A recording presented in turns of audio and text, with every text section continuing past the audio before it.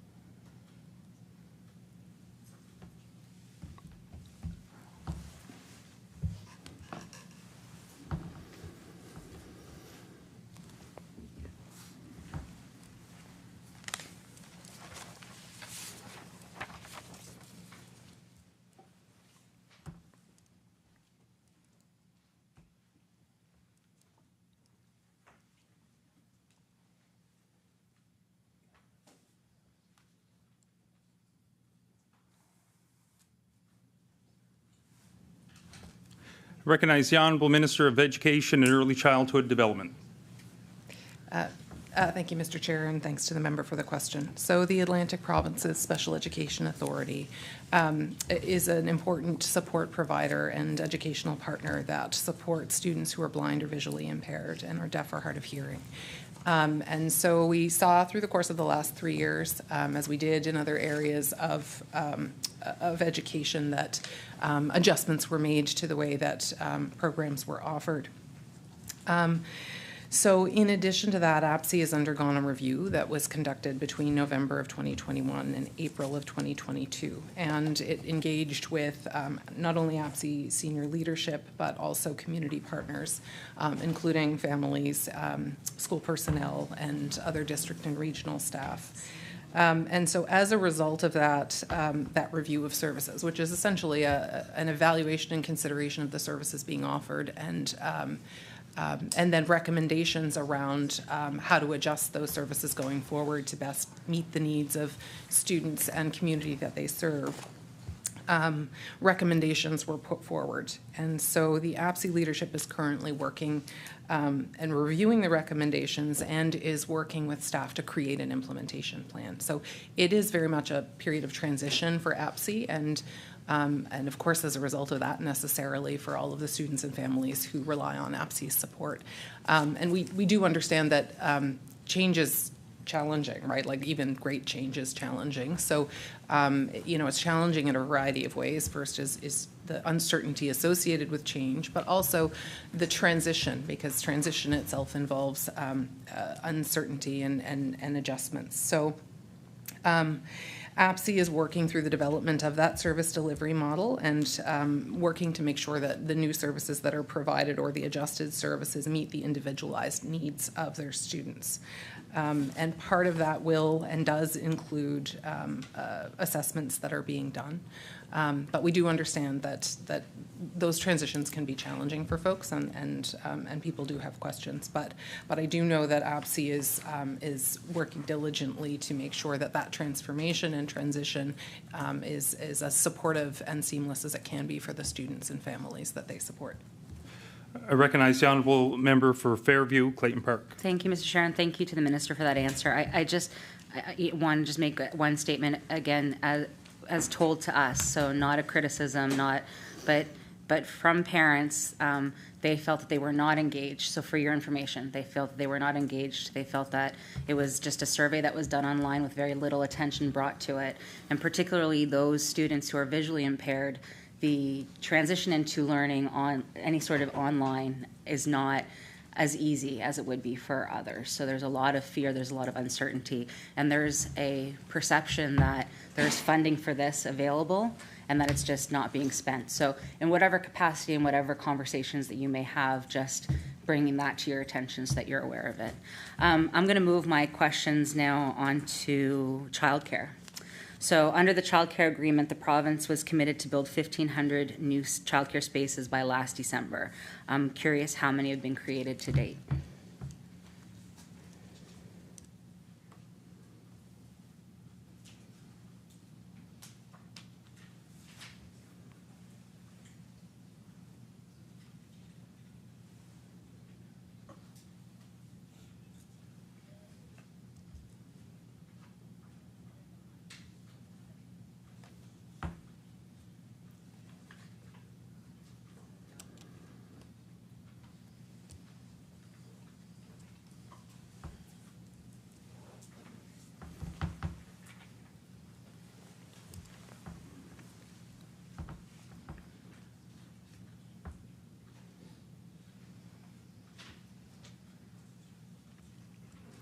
I recognize the Honourable Minister of Education and Early Childhood Development. Thank you, Chair, and thanks to the member for the question. I am always excited to talk about childcare. Before I get to childcare, though, and I don't want to, I meant to do this previously, but I had forgotten to come back to it. There was a question yesterday based on 8.8 of the page 8.8 of the estimate relating to the French programs and services, and the question was around the variance that we see there between the estimate and the forecast, and then again the estimate for the coming year. I want to come back and provide some more information around that because I didn't have a lot to share yesterday. So to explain why we saw the variance between the 2022-2023 estimate and then the forecast, the majority of those funds actually were funds provided by the federal government late in the 2021-2022 year. So they didn't get captured in the previous year. They were captured, therefore, in 2022-2023. So that's why we see the bump in the forecast. And then we go back down again in our estimate for 2023-2024 because we're back to kind of that baseline. So that's where that extra funding comes from. It's as a result of that late transfer of funds from the federal government and then some provincial matching that was associated with it. And then in terms of what that funding was used for, a number of things. So we got to see a variety of improvements and investments into our French language programming as a result of that funding. So as a result of that, we saw more French books provided to classrooms for students to use. We increased the capacity of virtual learning in French by adding core French courses to that program, which is very, very exciting. There's also an opportunity to expand current supports for students and parents in French, such as through Skills Canada, like the Try a Trade program, just fabulous as we work to expand access, awareness and knowledge of trades in schools. We need to be mindful of making sure that that work is inclusive. So that was an opportunity to expand that Try a Trades program and provide additional access to that in French. There were also investments made in junior improvement, some investments supported through the Black Cultural Center, and a variety of other programs as well. So that's, I just wanted to provide more detail because I just thought it was important to share that. I recognize the Honourable Member for Fairview, Clayton Park. Sorry, just so going back to the question of how many childcare spots have been created to date. I recognize the Honourable Minister for Education and Early Childhood Development. Thank you. Thank you, Mr. Chair. So The question is around how many childcare spots we've created to date. And so I am really, really excited to be able to report on the progress of this. It's a huge piece of work. It's a huge transformation and a complete shift in the sector in terms of how we operate, how we support families, how we support parents, and how we support youth and children. So over the last year, we've created 1,100 new spaces across the province. And so those are childcare spaces that run the gamut in terms of where they're located in their province. So there are spaces throughout the province. They are spaces in a variety of different childcare settings. So they are in day home providers. They are also in our child care centres, and some of them are also in our before and after care programs. And they are spaces that are available to children of a variety of ages as well. So in that number, we include spaces for infants, for toddlers and preschoolers, and for school-aged children. So we're really excited that we have that mix of spaces that was created, the 1,100 spaces. And we're excited to continue with that work. Space creation is ongoing. I know in the coming weeks I'll have more news and announcements around additional spaces that are open, and that work will continue. Recognize the honourable member for Fairview Clayton Park. Thank you, Mr. Chair. Thanks to the minister. So one last question for me before I turn it over to my colleague from Clayton Park West. And I'm curious if the minister has the numbers. So how many childcare spaces need to be created and provided in order to get our wait lists down to an acceptable time?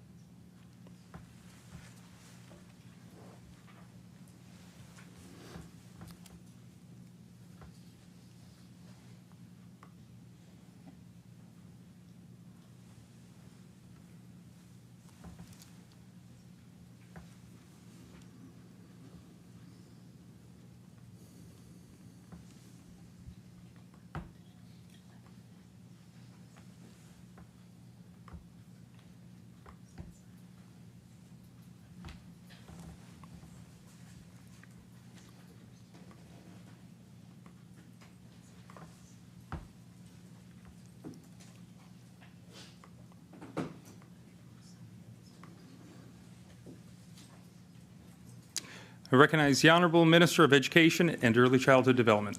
Thank you, Mr. Chair, and thanks to the member for the question. So our Nova Scotia, Canada-wide early learning agreement calls for the creation of 9,500 spaces. So that work, in terms of estimating how many spaces would be needed, was done prior to our government taking office. That's the target that we have under that agreement, and that's the target that we're working towards. Ultimately, so what does that mean? I mean, the goal is that we have accessible, inclusive, high-quality childcare that is available to all Nova Scotians who need it. And so it may be that the case that number is something different at the end by the time that we've built them. But the goal is to meet the needs of all Nova Scotians who require childcare. And so that's really what the work is about. And I think it's important as well to understand that we really can't talk about the creation of spaces in isolation. So it's not as simple as just the matter of building the spaces, because all of the work of this transformation needs to happen in conjunction to support those spaces to operate. So we can build the spaces, but if we don't have the workforce to support the spaces are meaningless and not helpful. So in addition to the work of the opening of the spaces, so that's the building of the facilities, it's the ensuring that we have the fixtures and the features and the toys and the loose parts and all of those physical things that are required to have an enriched space. For our infant spaces, it means ensuring that the sprinkler systems are as they need to be, and the appropriate cribs and all of the other accoutrements are present. That's the physical work that goes into it. In addition to that, we need to make sure that there's ECEs to fill those spaces and to support the students. So we need to do all of that hand in hand. So as we've opened spaces, we've also been working on those things, and you've heard announcements associated with that. So over the last year, we increased we increased funding to support ECE raises. So we raised the salaries of our ECEs by 14 to 43% for the majority of our ECEs. We've increased operator funding to ensure that they are able to be responsive to this, and we've decreased fees. So I did want to talk about all of those things in the context of the spaces, because it's really important to understand that we can't get out ahead in one of those areas above the others. We need to do all of that work in conjunction to support the smart and strategic expansion of the childcare sector and transformation of that sector. I recognize the honourable member for Clayton Park West. Recognize the honourable member. Thank you, Mr. Chair, and thank you to the Minister. If I may, just to continue on what my colleague started about APSI, I have some information, in fact, that I met with the young 17-year-old Kaylin Lloyd back in January 17. He's actually from the Valley, a huge advocate for APSI, an incredible young man who is just finishing high school. He's in grade 12, going to university soon. And he said to me, and I have it in my notes actually, parents did not receive that survey at all. Only 2% of parents gave information.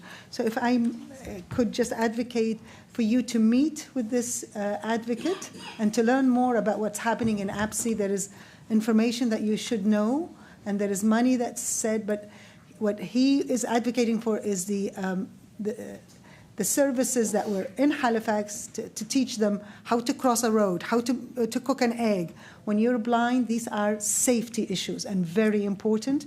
So if I may, I will reach out through your assistant and make an appointment with you or the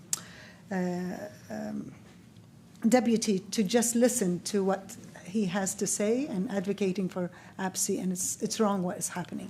This is a safety issue for APSI. Now, back to my questions. Yesterday in your opening remarks, I believe you said there is 241 million for capital for building.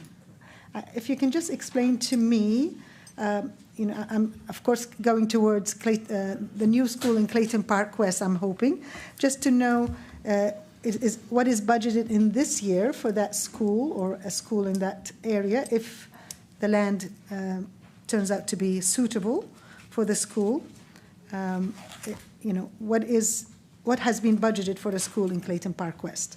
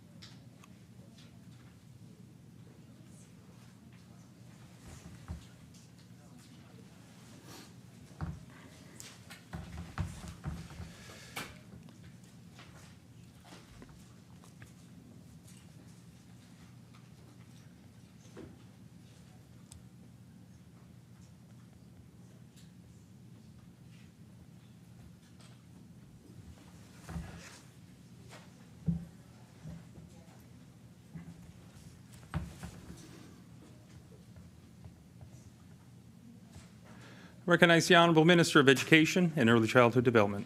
Thank you, Mr. Chair, and thank you for the question. So growth is very, very exciting. I mean, population growth, growth in our schools is something that we need in this province. We're encouraging this province, and we know that we have to prepare proactively to support. And I know that this project in your community in Clayton Park is something that's been highly anticipated for quite some time. Yes, so so we're very excited about being able to move forward on that. In terms of how we budget, in terms of how we budget and plan for new school builds, I want to explain that the trajectory is on a curve. So in the first year or two, well, first year we see lower expenditures. Last year we see lower expenditures because that work is related to preparation and exploration. And then in the middle of a couple of years we see the expenses peak. So I can say for the coming fiscal year that we have $1 million budgeted to support that exploration work, and so that's what's in the budget. What I can also say, though, is that progress will not be held up or impacted by what is currently in the budget. So if it progresses more quickly and additional funds are needed based on the trajectory of the land acquisition, the planning, and the build, we'll make sure that funds are available to support that. I recognize the honourable member for Clayton Park West. Thank you. I thank the minister. So in general, an expectation for how long will the school, when would we see shovels in the ground, and how long does it take to finish a school with what we're experiencing now with shortage of labor and I don't know if material is still an issue, I'm not sure.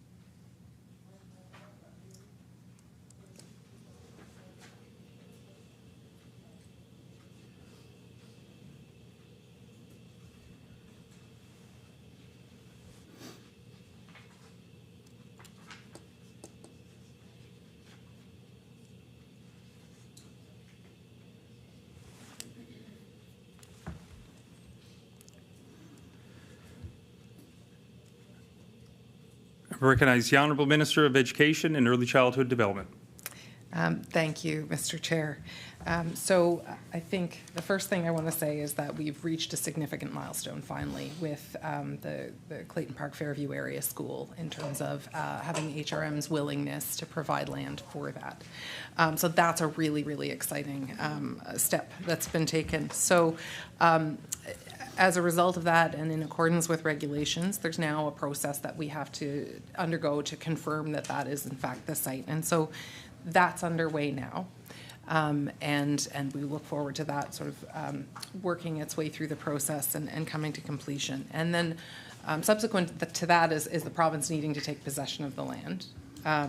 And then once that's all in place, the step after that is to have a design build. And so that means going to tender to engage with someone to work with, an architecture to work, architects to work with, community to work with, the region, to fully understand both what the current community needs are at that moment as the build is being planned. In addition to that, though, what the projected future needs are, because we want to make sure that we're building a school that not only meets the current need of the community, but the future ones. And it's after those steps take place that boots go on the ground and the shovels start working. So I'm hopeful that that will happen as quickly as possible.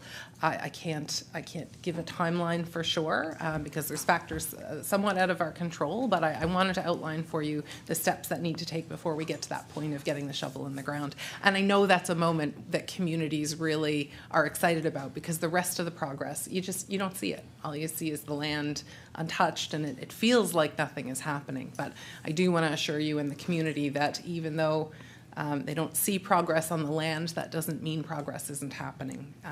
We've reached the milestone now of identifying that land and getting HRM's engagement on it, and so those other steps are underway now. With 5 minutes remaining, I recognize the honourable member for Clayton Park West. I would like to go further on this, but I'm a little concerned that it's only 1 million, so I hope that's not going to be, I'm sure the cost of the land is a lot more than 1 million, so that does not include it, of course.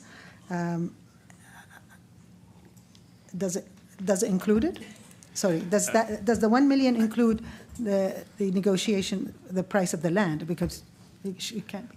I recognize the Honourable Minister of Education and Early Childhood Development.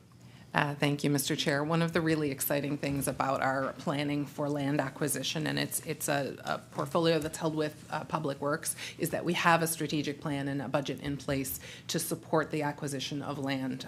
So I will say that the 1 million relates to the preparatory work that I talked about and won't be an impediment to the acquisition of land. I recognize the honourable member for Clayton Park West. A couple of minutes. So my really biggest issue right now in my riding is Rockingham School. Rockingham School was built in 1922, so it's over 100 years old, was built for 300, it's the small, and literally it is beyond overcrowded. It's 3 times the population.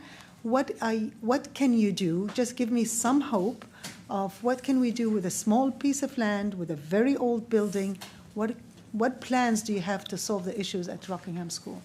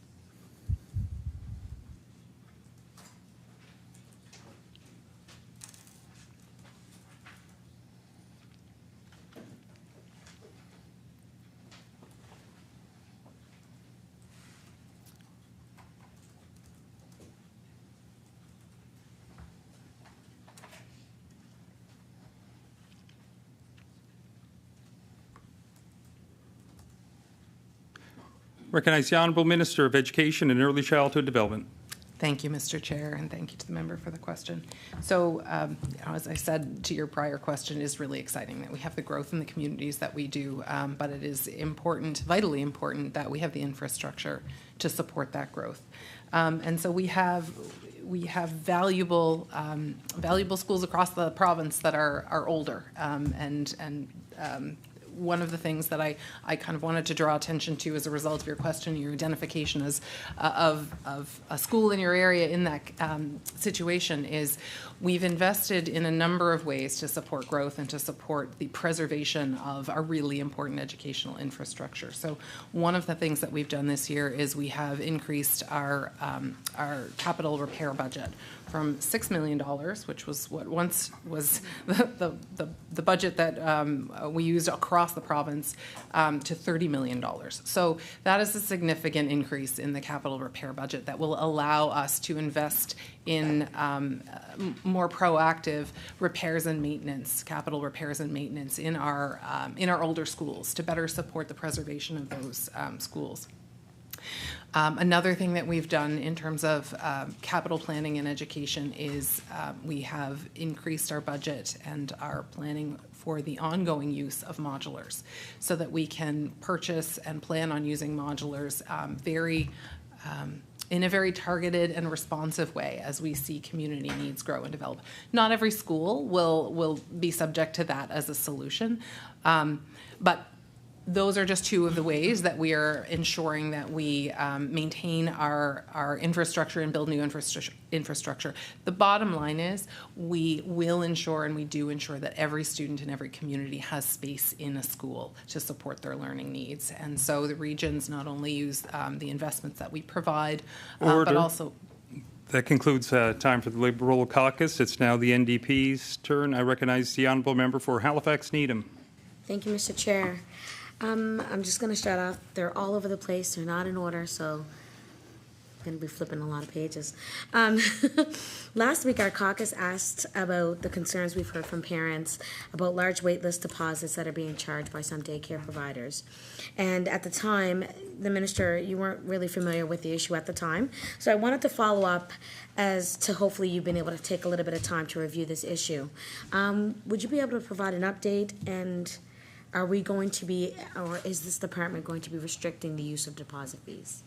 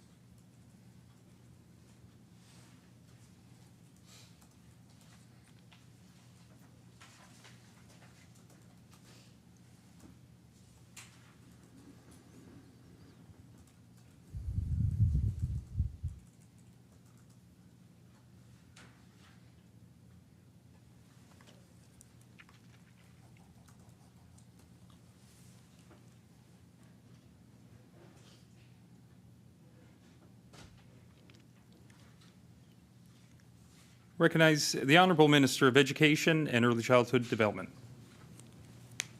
Thank you, Chair, and thank you to the member for the question.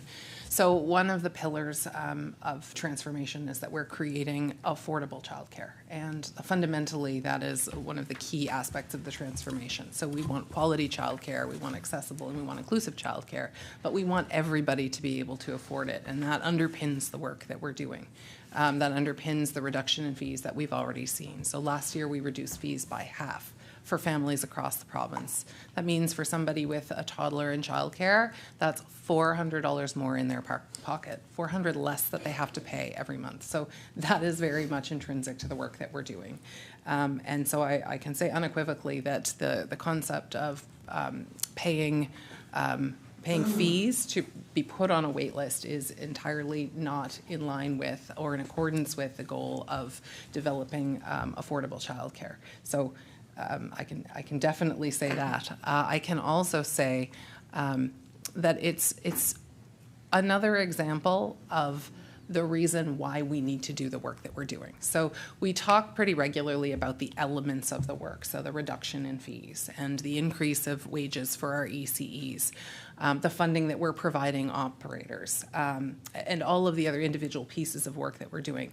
But stepping back from that, we are fundamentally transforming the entire sector. We're going from a market-driven sector that has been piecemeal, patchwork quilt of 330 separate centers by all independent, different operators, some of whom are nonprofit, some of whom are for-profit or private, funded by a patchwork quilt of grants, with certainly regulation, but regulation that has really been about sort of basic safety issues, not really the kind of thing that we're transforming into. So we're going from that patchwork quilt of a childcare situation to a system that truly cares for and supports all of our families and communities. And that means change in a variety of areas. And so this is an example of a practice that is used by we understand a few operators. They've chosen to do that because they are independent organizations who, in many ways, are able to make independent decisions on their own. And so, this is an example of that kind of decision that's being made. And it's reflective of the system that we had, not the system that we're moving towards. Recognize the honourable member for Halifax Needham. Thank you, Minister, for that response. Following reports in 2019 that found alarming amounts of lead in school drinking water, the previous minister committed the department to remediate this issue. Can you provide an update on the lead remediation in schools?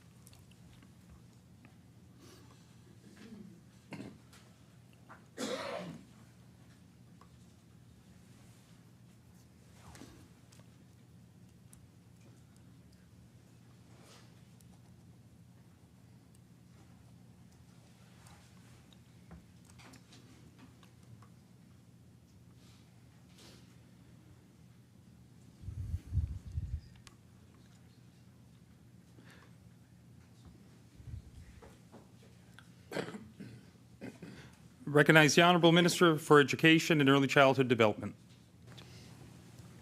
Thank you, Mr. Chair, and thank you to the member for the question. So I can say that work was underway well before I took this office in relation to the investigation into ensuring that that every tap and water source within schools across the province met the requirements associated with lead, and any necessary remediation took place. And so each school underwent that process, and I can say that remediation has been completed for all schools, and reports related to that can be found on each of the regional websites. Recognize the honourable member for Halifax Needham. Thank you, Mr. Chair. So there is no money to be budgeted in this budget for remediation of any lead in schools. So you're telling me that there's no lead in any school water in the province?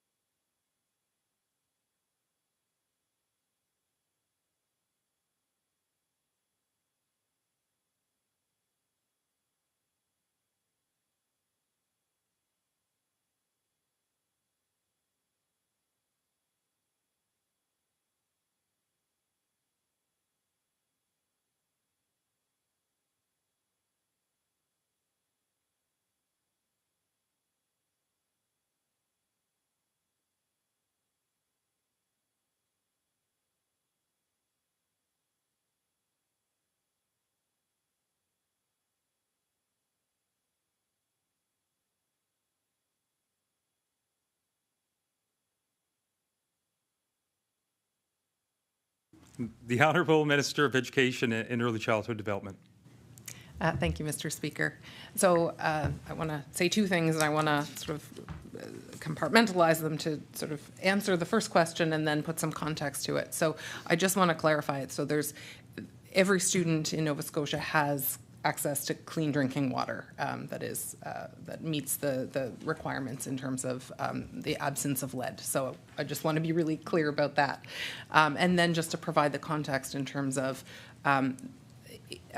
work that may be done associated with plumbing or pipes, the regions have operational funding to support maintenance like that. So I'm not saying that in the context of the clean drinking water. I can assure Nova Scotians that that's present, but it's so that you understand you're asking about line items in the budget. Part of the public education funding that flows to regions is to support maintenance of physical facilities, and so they have funds available to support that maintenance. The Honourable Member for Halifax Needham. Thank you, Mr. Chair. And I'm just reading on the website, it says that the cost to provide water to 324 schools until the end of the current school year is $1.7 million. So there's 46 schools across the province that do not require outside drinking water. So as we know, like you said, they do have access to water. That is not the issue. It's just, I was just wondering if there were, like all the school taps and the plumbing and stuff was appropriate for the students to be able to, utilize the water in that sense. So thank you for that.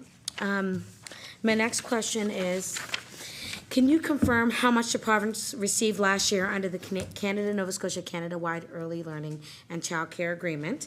How much has been estimated for this fiscal year from that agreement?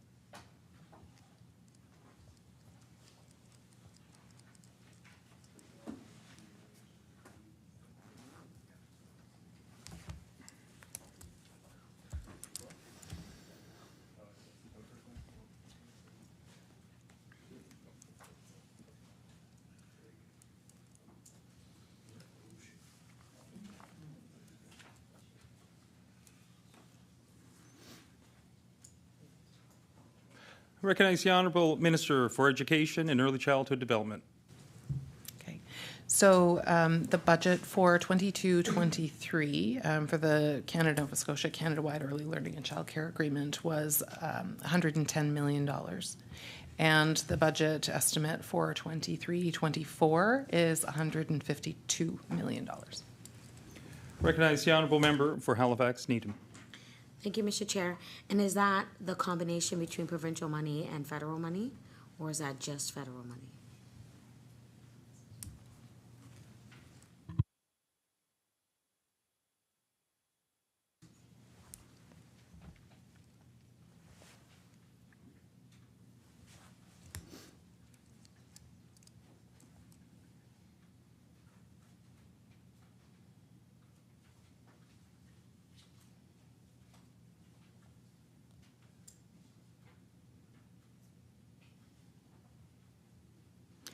The Honourable Minister of Education and Early Childhood Development. Thank you, Mr. Chair. So the 152 million that I referenced is federal funding. In addition to that, the province is supporting the increase in ECE wages that we've described before. So we've provided an additional $40 million a year to support the raises that have flowed to our ECEs and that will continue to flow through to the ECEs. Recognize the Honourable Member for Halifax Needham. Thank you, Mr. Chair. How much of the department's early learning spending is budgeted for the creation of new spaces?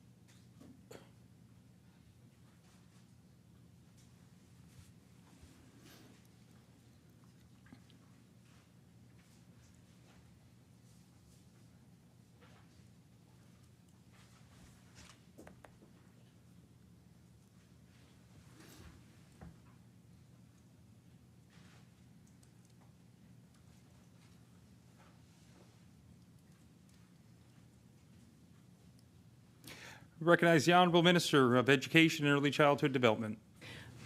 Thank you, Mr. Chair.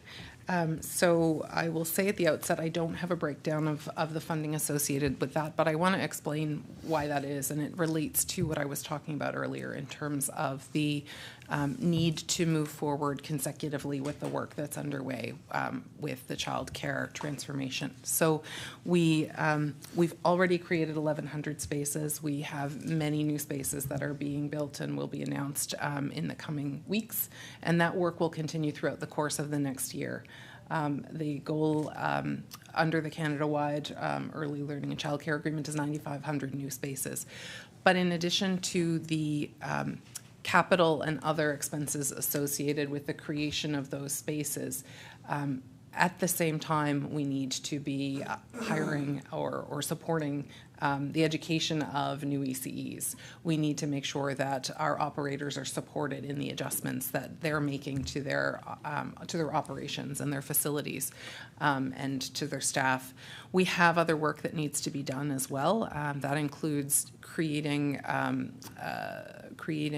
benefits and standardized retirement benefits for our ECE workforce. So all of that will be factored in terms of where that funding is directed.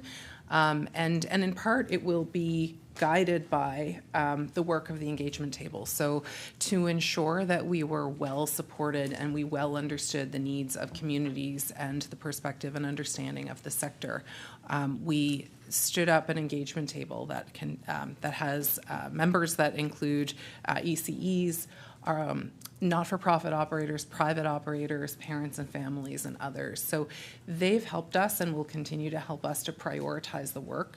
And so that will continue to guide kind of which steps we take at what time, and which steps we take at what time will guide the way in which that funding is directed. Recognize the honourable member for Halifax, Needham. Thank you, Mr. Chair. Thanks so much for that answer.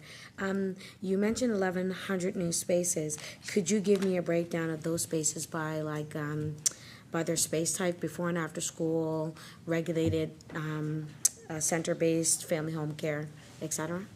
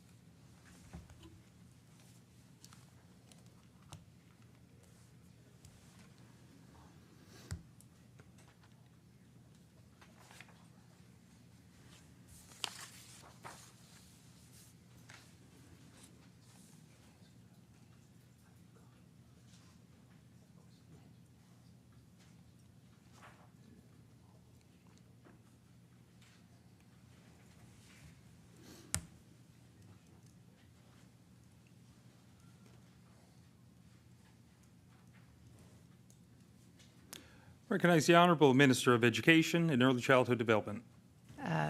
Thank you, Mr. Chair, and thank you to the question. So in terms of space creation, of the 1,100 spaces that have been created, roughly 400 of those spaces are in centres and family homes. And so they would be a wide range of sizes and locations. And more than 700 of those spaces are in before and after programming, which is school-based recreation programming that provides childcare for families prior to school and after school. And I can go through a few, and happy to go through actually a few of the projects that have been completed. So they include the Kennard Street Children's Centre, which is in Peninsula Halifax, and some others in Halifax area include the Edward Yost Annex, and an expansion in the East Preston Child Care Centre as well. And then we have others throughout the province. So we have expansion in the Windsor Daycare Centre. We have new spaces in Hubbards and in Lower Sackville and in Lower Onslow. So those are just a few of the ones that have been created. Recognize the Honourable Member for Halifax, Needham. Thank you, Mr. Chair. So, I mean, and when we talk about 1,100 spaces, that is for the province, and that is not really a whole lot of spaces that are opening up, because, you know, if we think about these daycare centers and these operators, you know,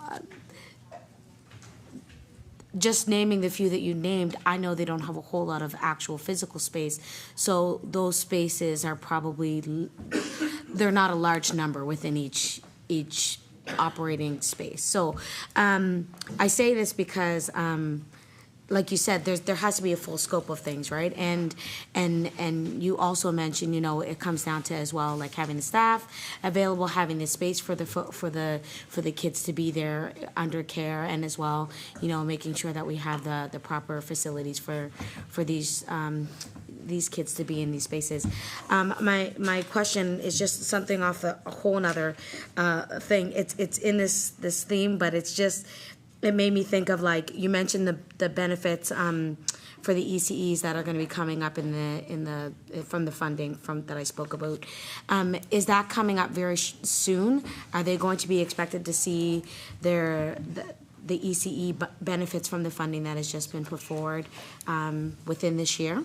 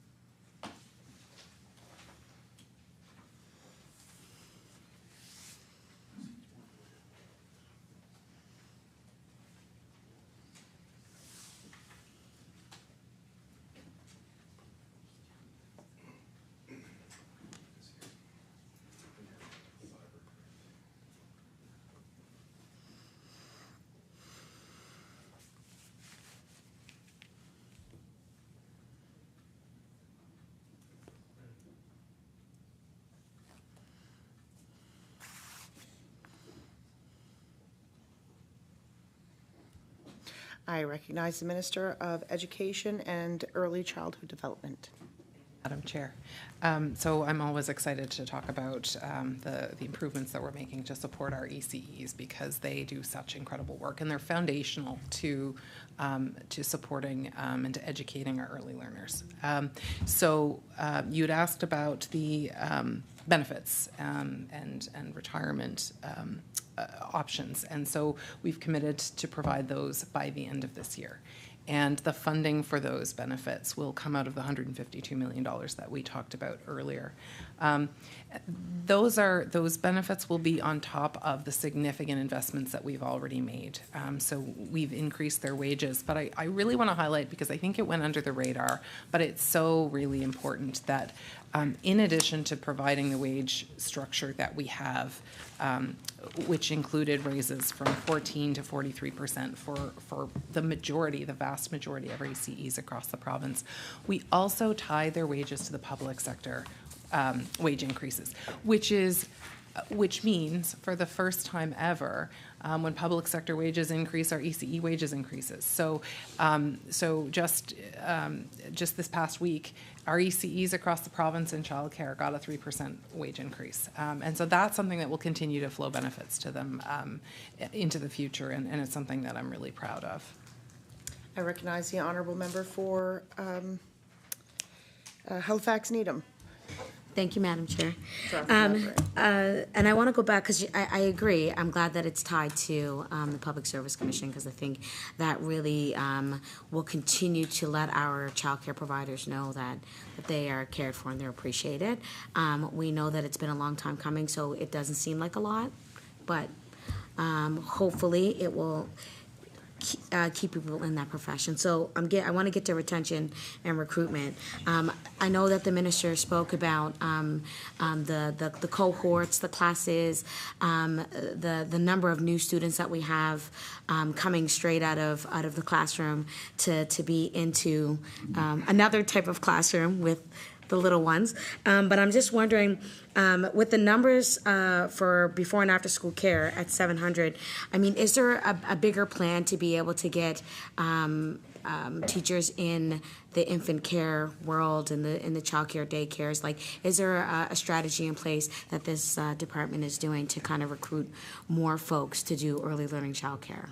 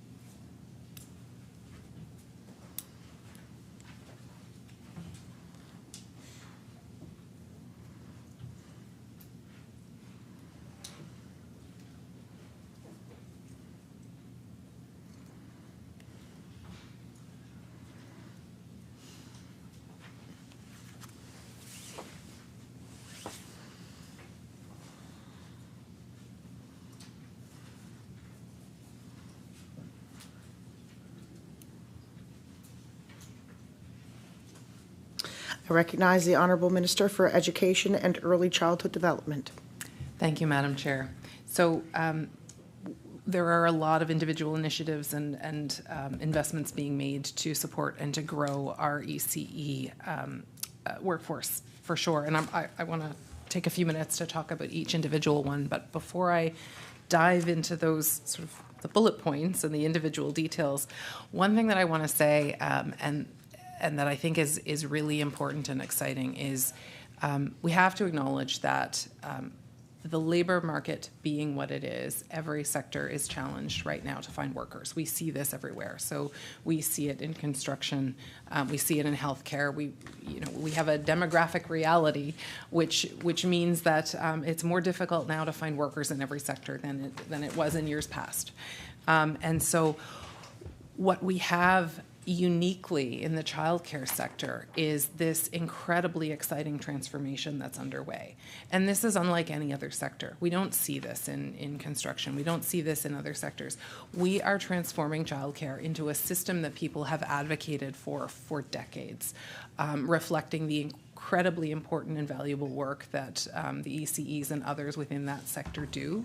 And that change, that transformation, that shift from the patchwork quilt that we had to the inclusive, quality, accessible, and affordable structure and system that we are building is something that is exciting people and is drawing people to the sector. And I've heard that from operators when I've spoken to operators, that buzz, that excitement, and that transformation is drawing new people to the field, but also bringing back people who had a passion for childcare, had a passion for children, and who were drawn to the sector, but for a variety of reasons left the sector. So the transformation in and of itself is an incredible motivator and draw for people to the sector.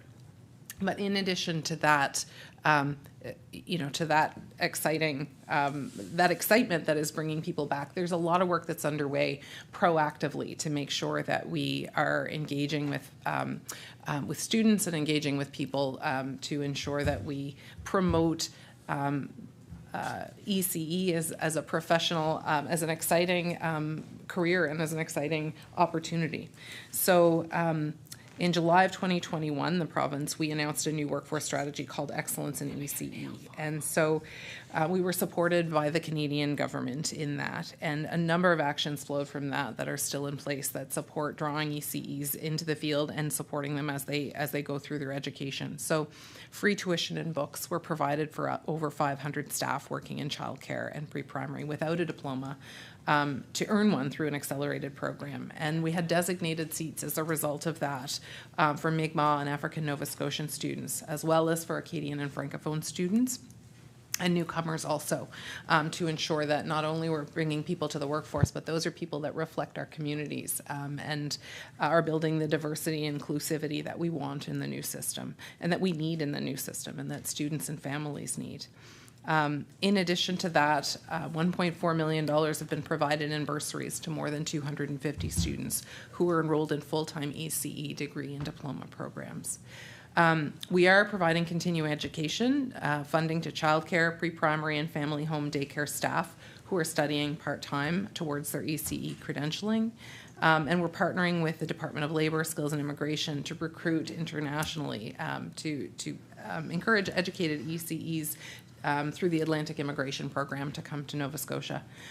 That work is underway in partnership with NSCC and other educators to really ensure that not only are we drawing people, not only are we creating a pay structure and a professionalization, but we have educational opportunities to support those folks in the expansion of our ECE workforce.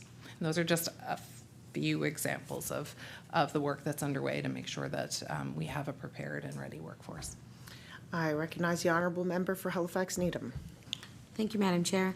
I'm glad to hear that. I also want to mention that I know of 2 daycares in my riding that are no longer daycares because of the challenges of keeping staff on hand. So those are challenges for a lot of places. And when a daycare closes down, that impacts families' homes, livelihoods, right? So I say this because, and I will follow up with the minister on this later. I just want to mention this now because it came to my head.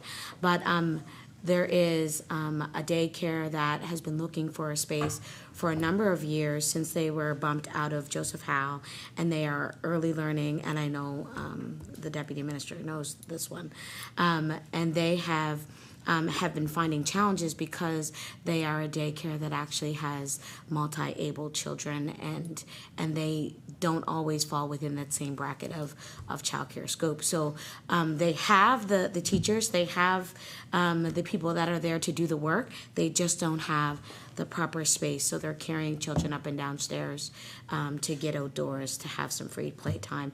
And so I want to flag that now because I may not get to it later. But that is also an opportunity for us to continue to have childcare spaces available for families and communities, in particular my own community. So I'm going to move into regular schooling, public school. We notice that this government is making significant investment in modular portables. I'm just wondering if the minister can table a cost-benefit analysis of modular investments versus permanent capital builds. And I'm wondering if this is going to be the norm in particular, or do we have a strategic plan moving forward to be able to accommodate these large growing communities?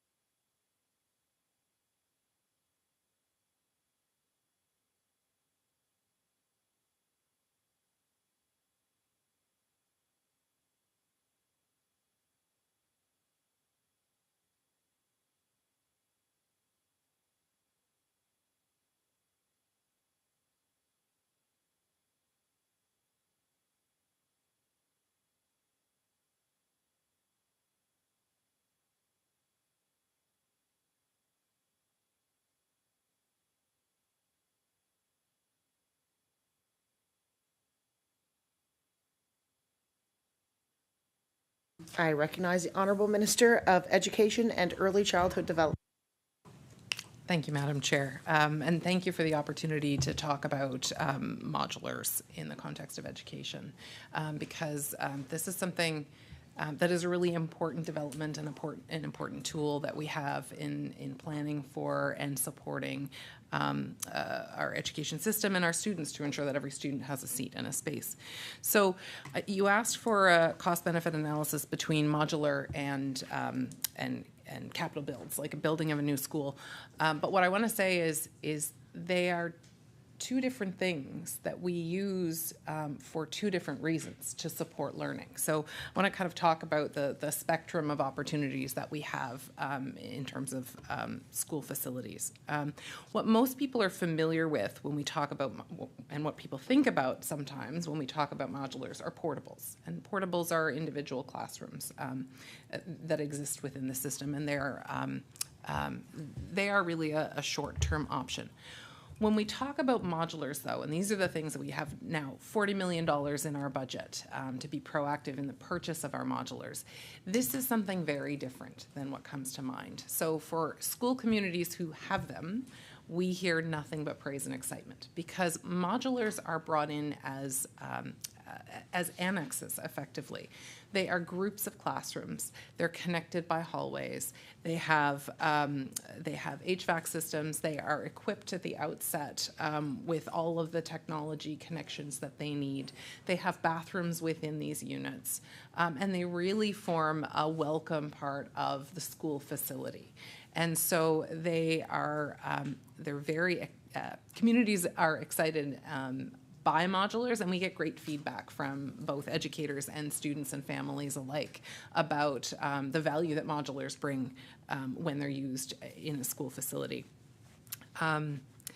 So that's one thing that's really important for everyone to understand. They are really great facilities. So that's one of the benefits of them. But the other thing that I want to talk about in relation to modulars is why and when we might use them. So unlike a new school build or a significant addition to a school, which requires years, modulars are something that we can stand up very quickly. So it's a matter of months to get modulars stood up on a school site. So they are a really excellent tool to use when we have rapid changes in enrollment in an area, or when we are looking for a more a medium range option to deal with growth while we're awaiting a capital build, while we're awaiting the building of a new school. So modulars are a really important tool in our strategic kit that we're using as we plan for growth across the province. And so I wouldn't want to say which is better, because schools obviously are excellent, but modulars are excellent too, and we use them in different circumstances and to fill different needs. Bottom line, though, the need that they fill is to ensure that every student has a space, and both our capital build schools and modular annexes do that really, really well.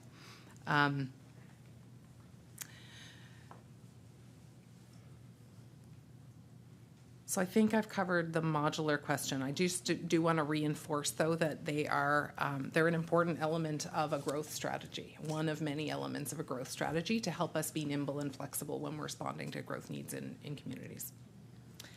I recognize the Honourable Member for Halifax Needham. Thank you, Madam Chair. And I do, I'm grateful that there are spaces for children to actually be able to have a spot to learn, because we know that with this growing population, there are larger numbers than we had ever expected to have in different pockets of communities. And I mean, a modular is better than nothing. So, I mean, obviously, and every child deserves to learn and actually have a space to learn in. I wanted to ask that question because probably about 5 or 6 years ago, that was something that was used not as much. So we're utilizing these adaptations more than expected, and I'm wondering, and this is another question for another time. This is a different thing, because this could go on for a while. So I'll go into another question, but I thank you for that, Minister. According to the timeline released earlier this year, it was expected that a contract would be awarded to the for the construction of St. Joseph's A. McKay by the end of March. So I'm just asking, can you confirm if a tender has been awarded so that, you know, we can look forward to a school completion date of September 2024?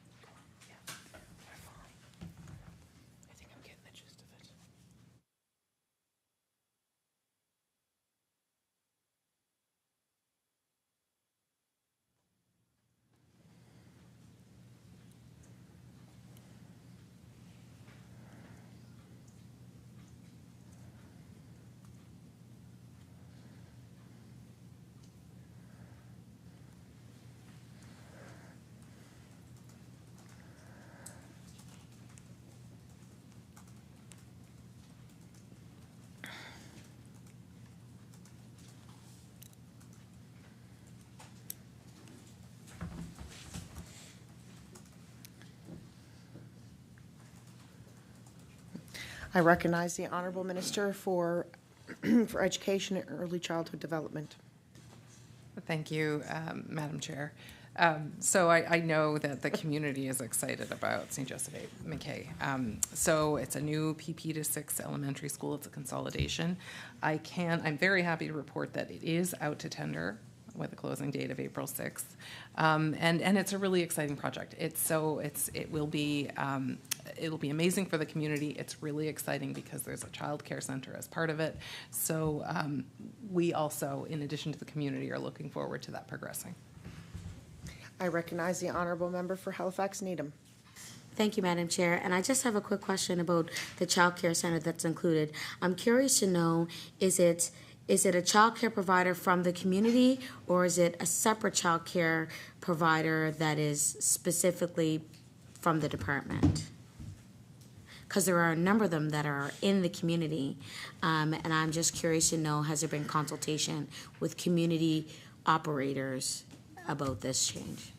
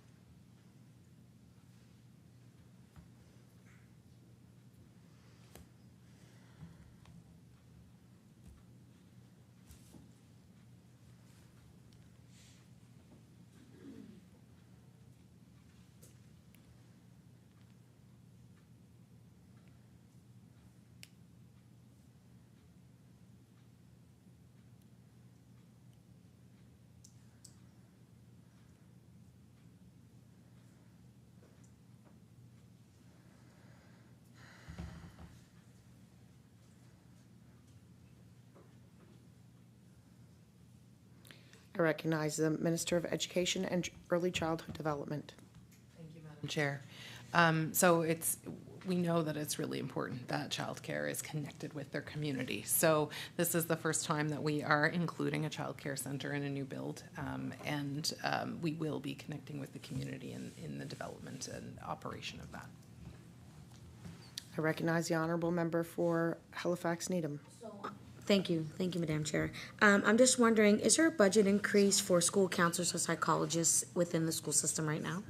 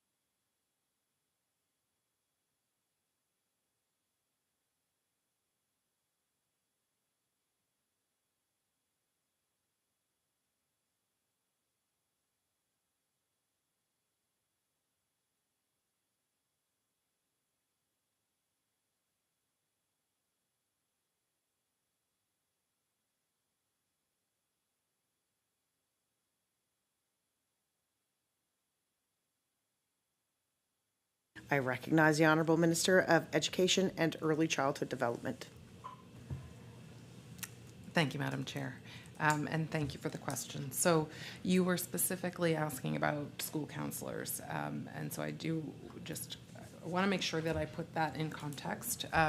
So we know that it is vital that we support the mental health of our students in our schools. And we do that through a wide range of programming and supports. And we do it in conjunction not just with education, but we also work with partners in health and in community services and others to make sure that our students have access to the mental health support that they need. And this is something that we need to keep considering and keep working on. But I want to kind of paint that picture, and I'll provide you the details on the counselors, but also the other types of supports that are available. So I can say that under our inclusive education increase in resources, that what we have or are adding an additional 7 school counselors to the school counselors who already exist within the system. So those will be additional school counselors. And so within that inclusive education, so I want to kind of break it down by pocket, but it is important to understand that there are so many varied programs. So those are inclusive education positions, counselors within that.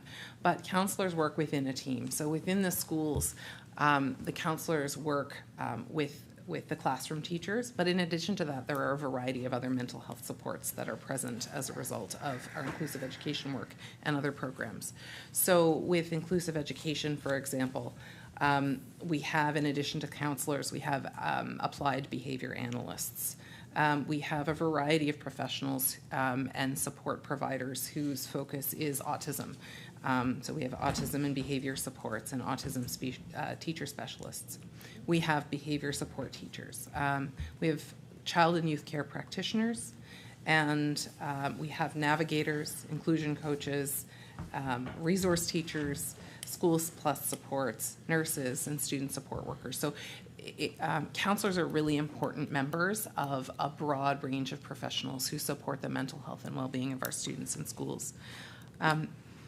That's talking about the inclusive education funding, which is now $75 million.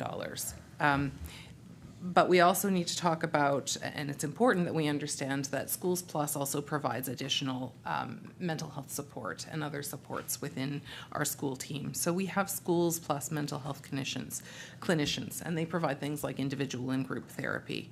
And so our Schools Plus funding is separate and apart from the funding that is associated with inclusive ed.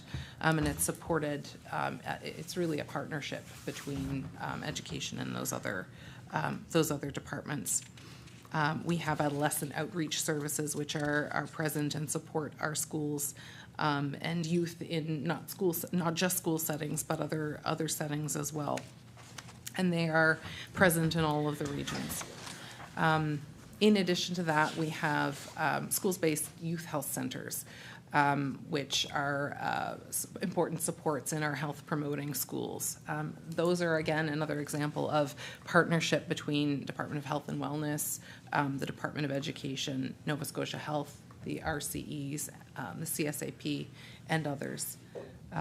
So that's just a small picture of the types of mental health supports that are available in schools that support counselors and others to do the important mental health work. So I recognize the Honourable Member for Halifax Needham with a reminder that she has 2 minutes left.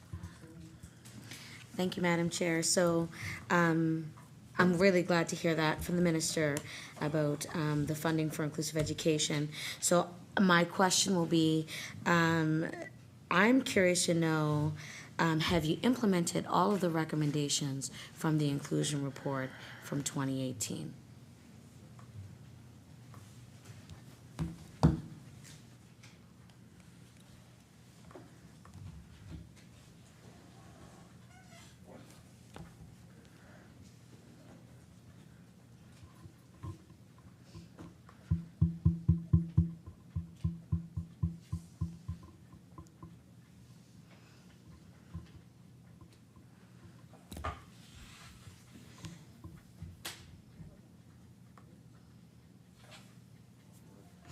I recognize the Honourable Minister for Education and Early Childhood Development. Thank you, Madam Chair. So one of the items in my mandate letter was to report on the progress associated with the recommendations relating to inclusive education. And so we will be reporting on and providing an update on that in the very near future. I recognize the Honourable Member for Halifax Needham with approximately 40 seconds left. Thank you, Madam Chair. So is that a no right now, or is that still working on it?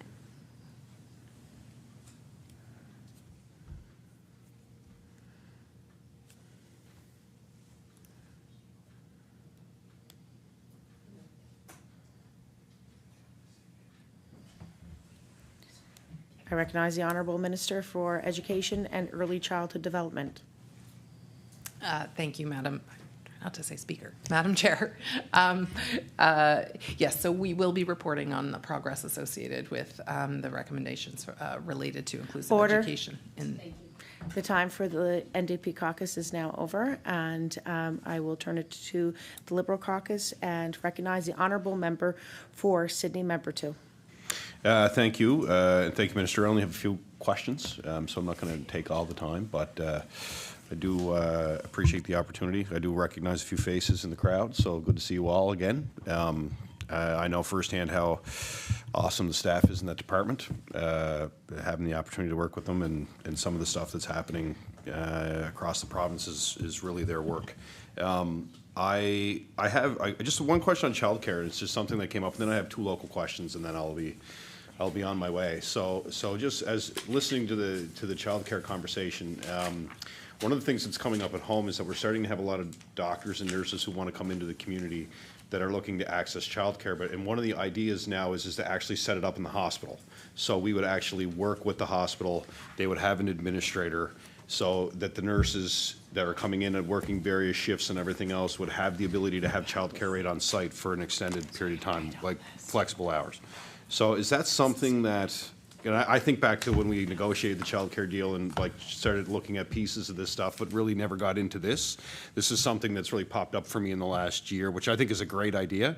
And I think the Department of Health is actually involved with it right now. So are you looking at those options to get into the medical facilities to say that for nurses, if they want to come to a particular underserviced community, that are we looking at expanding potential childcare spaces into the hospitals themselves?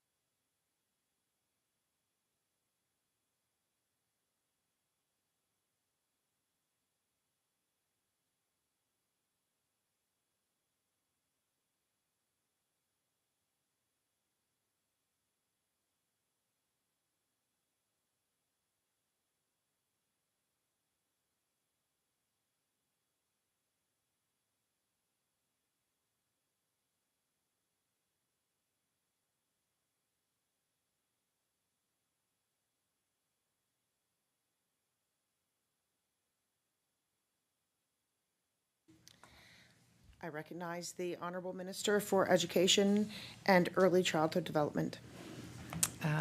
Thank you, Madam Chair, and thank you to the member for the question. So the question was, are we giving consideration to standing up childcare options to support our healthcare workers, shift workers, and the unique needs that our healthcare workers have? And I'm very happy to say we're already on it. So this is something that I directed the department early on, and they have been engaged with Department of Health to look at options for exactly that. So we know that inclusive, accessible childcare means that we need childcare that's available when people work. People work all sorts of shifts, not just 9 to 5. And so that's one of the areas in which childcare has been challenged in the past, for sure. And it's been challenging. I've spent time, I have been a shift worker. It is a challenge for shift workers to find childcare. So as part of the work to support the work that Department of Health is doing to support our healthcare workers and to recruit healthcare workers, we are absolutely looking at options and working actively to create some options and some pilots to support healthcare workers in obtaining childcare. I recognize the honourable member for Sydney, member 2. Yeah, that's great. Yeah, this came up. This came up with actually some of the healthcare professionals in Sydney, and there's actually options. I find when I get into estimates, I don't do a lot, but it's more of a conversation for me. I'll ask a few questions along the way, that there are some daycares that actually are willing to make that expansion into the hospital. So I just, I put a plug in for them that the infrastructure is there and the people are there, and I'm happy to provide the names to the department if they want them, for folks that have proposals that want to actually have the conversation with the department about it. But specifically with the regional, I think logistically they're set up to really take this on, and it would be a huge help because of course we all get the calls. Minister, you get the calls. I get the calls as local MLAs that the more options we can provide, the better, and that was the whole premise of the national partnership. But the healthcare stuff, I think that you can be really. It can be really unique to help really support those medical professionals. So that was my broad question. Now I have 2 local questions that I'm going to leave you be. So the first one, I'm actually asking for not only me, but the member from Cape Breton East, and I wish he was still here because I would really have laid on the fact that he's got so many families in his community. I'm talking about the French school in Sydney. So there's been a local issue, as you may be aware. The French school that building also encompasses a swimming pool that the Kiwanis has run for decades, but it actually falls under the Department of Education. And there's been some infrastructure issues with the area for the kids outside. I've sent correspondence to your office on this, but there was some talk about trying to get those repairs put in the budget, so we can finally put this issue to rest. And get that building repaired so that we can reopen the play area for the kids at the French school in Sydney. So, I said it in the media too as well. It's located in Sydney, but it really services the entire CVRM. And a lot of the folks actually live outside of the greater Sydney catchment area. So can I get an update on if those repairs are going to be in this year's capital for school repairs?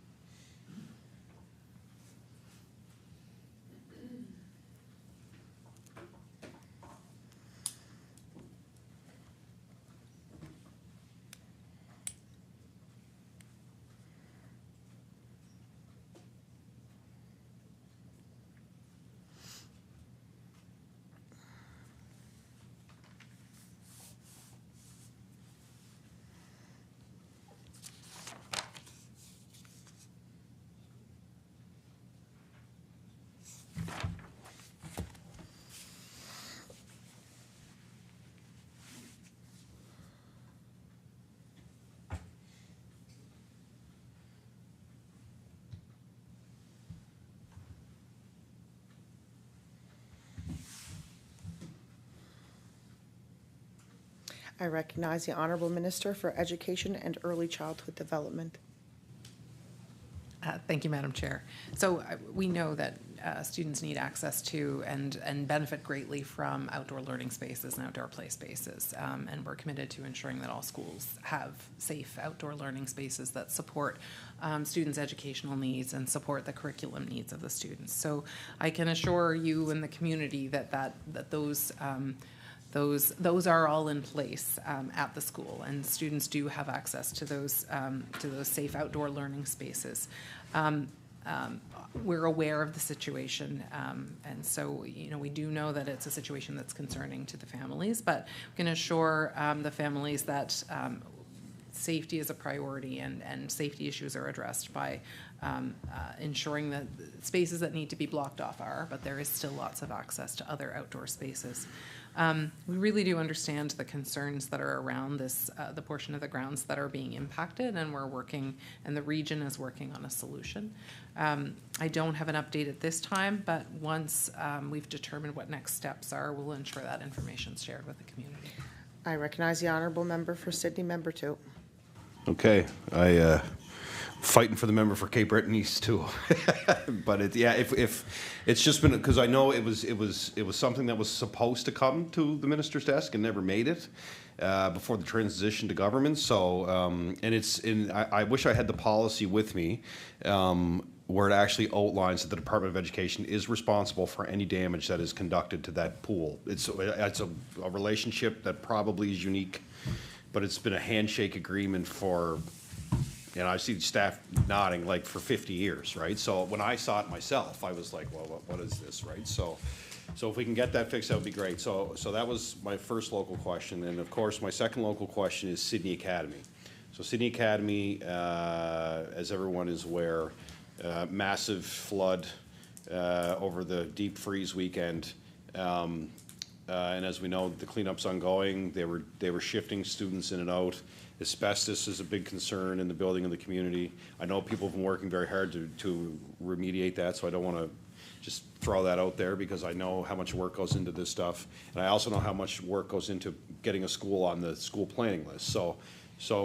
But my concern is that Sydney Academy, and I'm, as you know, as I knew, you have many schools that are on lists that have reached that point of their life. But Sydney Academy has now sustained 3 or 4 major infrastructure issues, and really the time has come to have a community conversation about the future of a new Sydney Academy in the greater Sydney area. So can I get an update on the, where it sits now from a renovation perspective, but also, this is a push for the entire greater Sydney area that is Sydney Academy now part of the conversation about, what that school looks like in the future? That's my phone. Okay.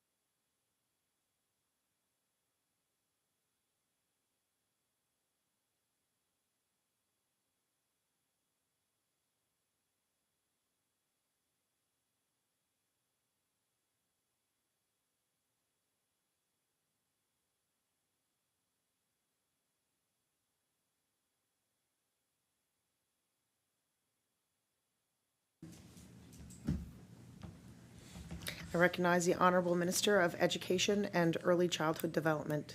Thank you, Madam Chair, and thank you to the member for the question. So we know that that experience was a disruptive experience for students and staff.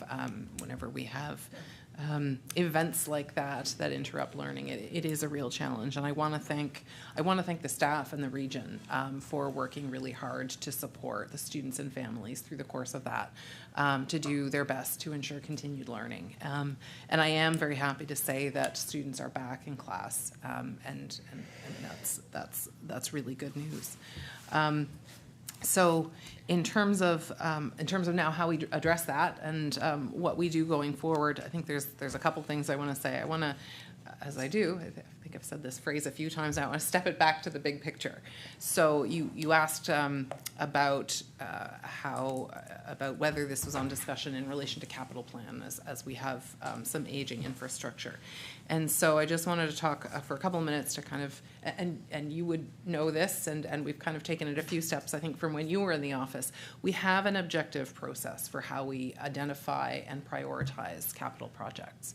And so, you know, we know that the Auditor General previously provided really good advice around how to make sure that that process is in place, and the department has created a process that enables the regions to prioritize their capital projects and their capital needs based on community needs and conditions of facilities.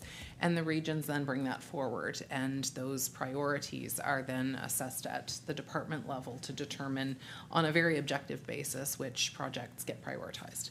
And so that continues to be the process, and that is the process through which all of these issues are looked at, including the question around Sydney Academy. So that will unfold. But the other thing that I wanted to say is that one thing that we've done to support needs around our school infrastructure is increased our TCA budget. So that's the budget that is used to do capital repairs on schools. And it was previously $6 million for many years, I understand. And we have just now increased it by $24 million to be a $30 million fund to support the preservation and maintenance of these important educational assets. So in addition to the consideration around that capital process that I described, there is also this pot of $30 million that will support the maintenance and capital repairs that schools require. So those are sort of two lenses and options through which the Sydney Academy situation will be considered to ensure that we're preserving and protecting and repairing our educational infrastructure to make sure that we are able to use it as long as we can to support our students.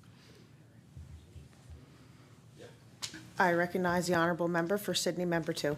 Yeah, thank you, Madam Chair. I have no further questions. So if I am to recognize the honourable minister, it is to give her closing remarks. Thank you, Madam Chair. So just before I come to the resolution, I just want to take a moment to thank the many people who worked to prepare for and support this process and support my involvement in it. Deputy LaRue, Associate Deputy Halliday, the finance team members and other members of the department branches. I greatly appreciate their diligent preparation that enables me to be responsive to the questions that are brought forward here and help Nova Scotians understand the investments and the work that's done and that's underway in education and early childhood development in Nova Scotia. Even more importantly, I want to thank each of those people, as well as the educators and staff within the regions and the CSAP for the work that they do every day to ensure that our Nova Scotia children and students have the absolute best possible start in life. It is an honor and inspiration to work with each and every one of them, and I'm really grateful for that.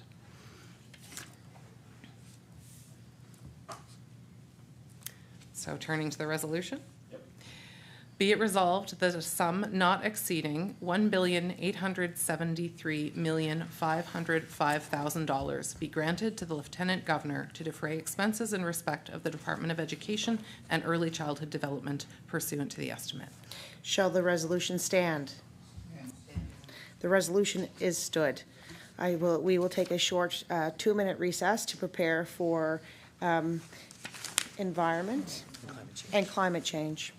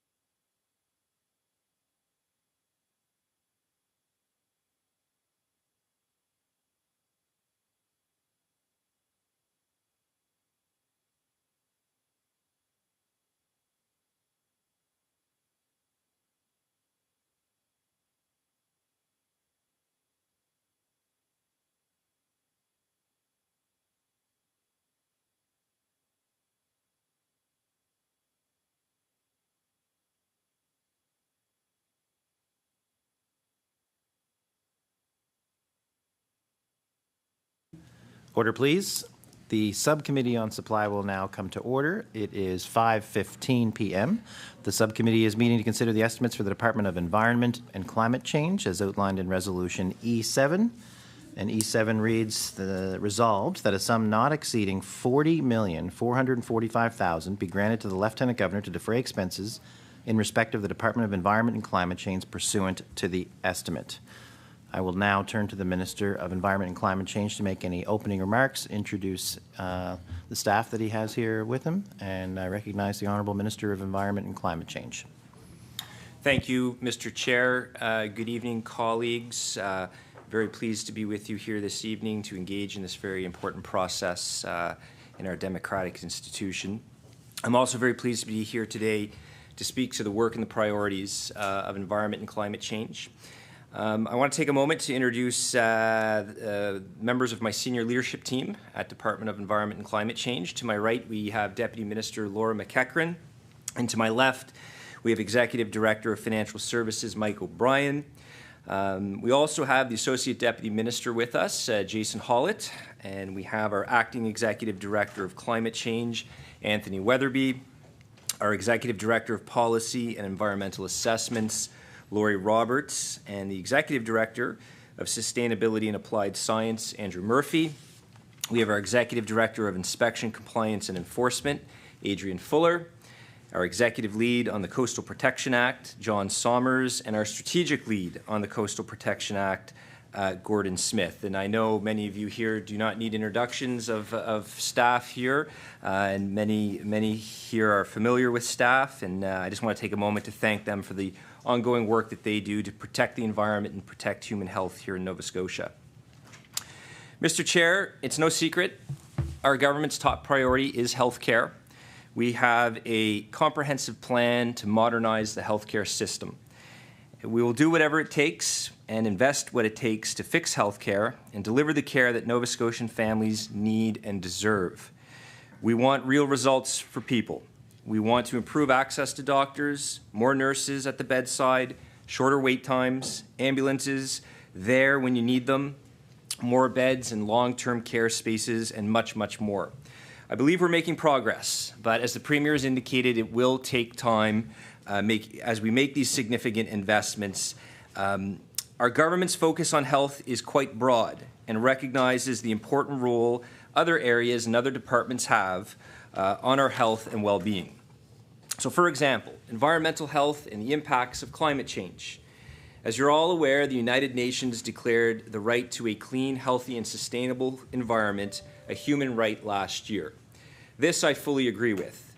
We also know that global climate change is affecting people's mental health and physical health. We see examples every day from around the world and in our own backyard here in Nova Scotia. We see extreme heat, wildfires, drought, flooding, stronger storms. All of these impact our health because they impact the health of the ecosystems we depend on for survival. Our health depends on the health of the water, the health of the air, the health of the biodiversity, and the health of the soil we call home. Here in Nova Scotia, our Premier has been clear that we need to do more and we must go faster. So, Mr. Chair, climate change is the most pressing issue facing the global community. It threatens the physical and mental health of people around the world. It threatens communities, homes, and livelihoods in all countries, and it connects us to every other human being on the planet. No matter where you live, all continents, all of the people that we share this planet with, indeed all living things, are feeling the impacts of climate change. Just 2 weeks ago, I had the opportunity to visit the Pakistani community at the Halifax Mosque, and it was a wonderful engagement. But I also had an opportunity to chat with some members of community there, talking about the sea level rise that's impacted Pakistan. So look, I mean, it's global, and we know the implications are enormous, and it's going to require a global response, a response that Nova Scotia is a part of. I believe we are doing our part. For example, in 2021, as many are aware, we signed on to the Race to Net Zero, which was launched at COP26. In signing on, we have agreed to meet robust science-aligned action to cut global emissions in half by 2030 and to deliver a healthier, fairer, zero-carbon world. Our government is taking urgent action to reduce our greenhouse gas emissions, move our province to a cleaner and more sustainable future, and achieve carbon neutrality by 2050. Our action is being guided by the Environmental Goals and Climate Change Reduction Act, and of course, the Climate Plan. We have the most ambitious greenhouse gas emission targets in Canada, 53% below 2005 levels by 2030, and we are well on our path to achieving these targets. Our department leads the work to reduce the impacts of climate change. First, by understanding the impacts and risks, by working together to respond and adapt, such as making sure our ecosystems are healthy, investing in nature-based climate solutions, and making sure Nova Scotians have clean air and clean, safe drinking water, and by reducing greenhouse gas emissions and contributing to the national and global effort to reach net zero. On December 7th of 2022, my department released a new, on December 5th, 2022, we released a new climate change risk assessment, and the warnings are clear. Climate change is a risk to human health and our well-being. The data and research from the risk assessment also show what Nova Scotians can expect by the end of the century if further action is not taken. As indicated in the risk assessment, we know over the next decade, flooding is going to be the perennial key issue that is going to have to be dealt with. And as we get into the 2040s and 2050s, the risk assessment is telling us to prepare for the extreme heat that Nova Scotia will encounter. This risk assessment provides reliable information that government and others can use to address risk, take advantage of opportunities, and adapt to the changing climate. To protect the well-being of Nova Scotians, our government also released the Climate Plan for Clean Growth on December 7th, 2022. And this is our plan to prepare for climate impacts, reduce greenhouse gas emissions, and create economic opportunity in a clean future. We are ready on the front line, both adapting and taking action. 68 actions that will help Nova Scotians adapt to climate change, get off oil, make their homes more energy efficient, and save them money on their energy bills.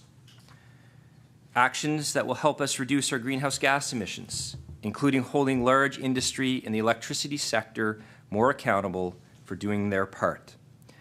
Actions that help create jobs and economic opportunities in the green economy.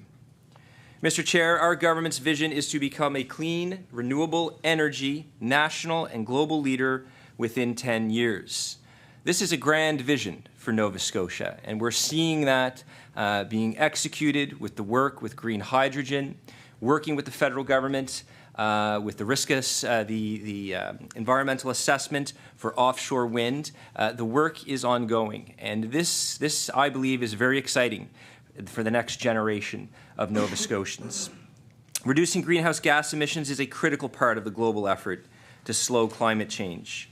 And we are well on our way to meeting our 2030 greenhouse gas emission targets, 53% below 2005 levels. These are the strongest targets in Canada. And our new climate plan outlines how we will achieve this and put us on a pathway to being net zero greenhouse gas emissions by 2050. Together, we have an opportunity to make positive change and work together to protect each other and all that we value. You'll often hear me say that responding to climate change requires an all-hands-on-deck approach. I truly believe that. The future is ours to shape. This is why the Environmental Goals and Climate Change Reduction Act legislates sustainable prosperity as a shared responsibility. Every Nova Scotian, I believe, can find themselves in our climate plan. There are benefits, job and economic opportunities, and roles for everyone. For every everyday Nova Scotians, communities, municipalities, industry, youth, the environmental and climate change leadership in our province. This is a big job, but together we can shape our future, strengthen our economy, and protect each other and all that we value.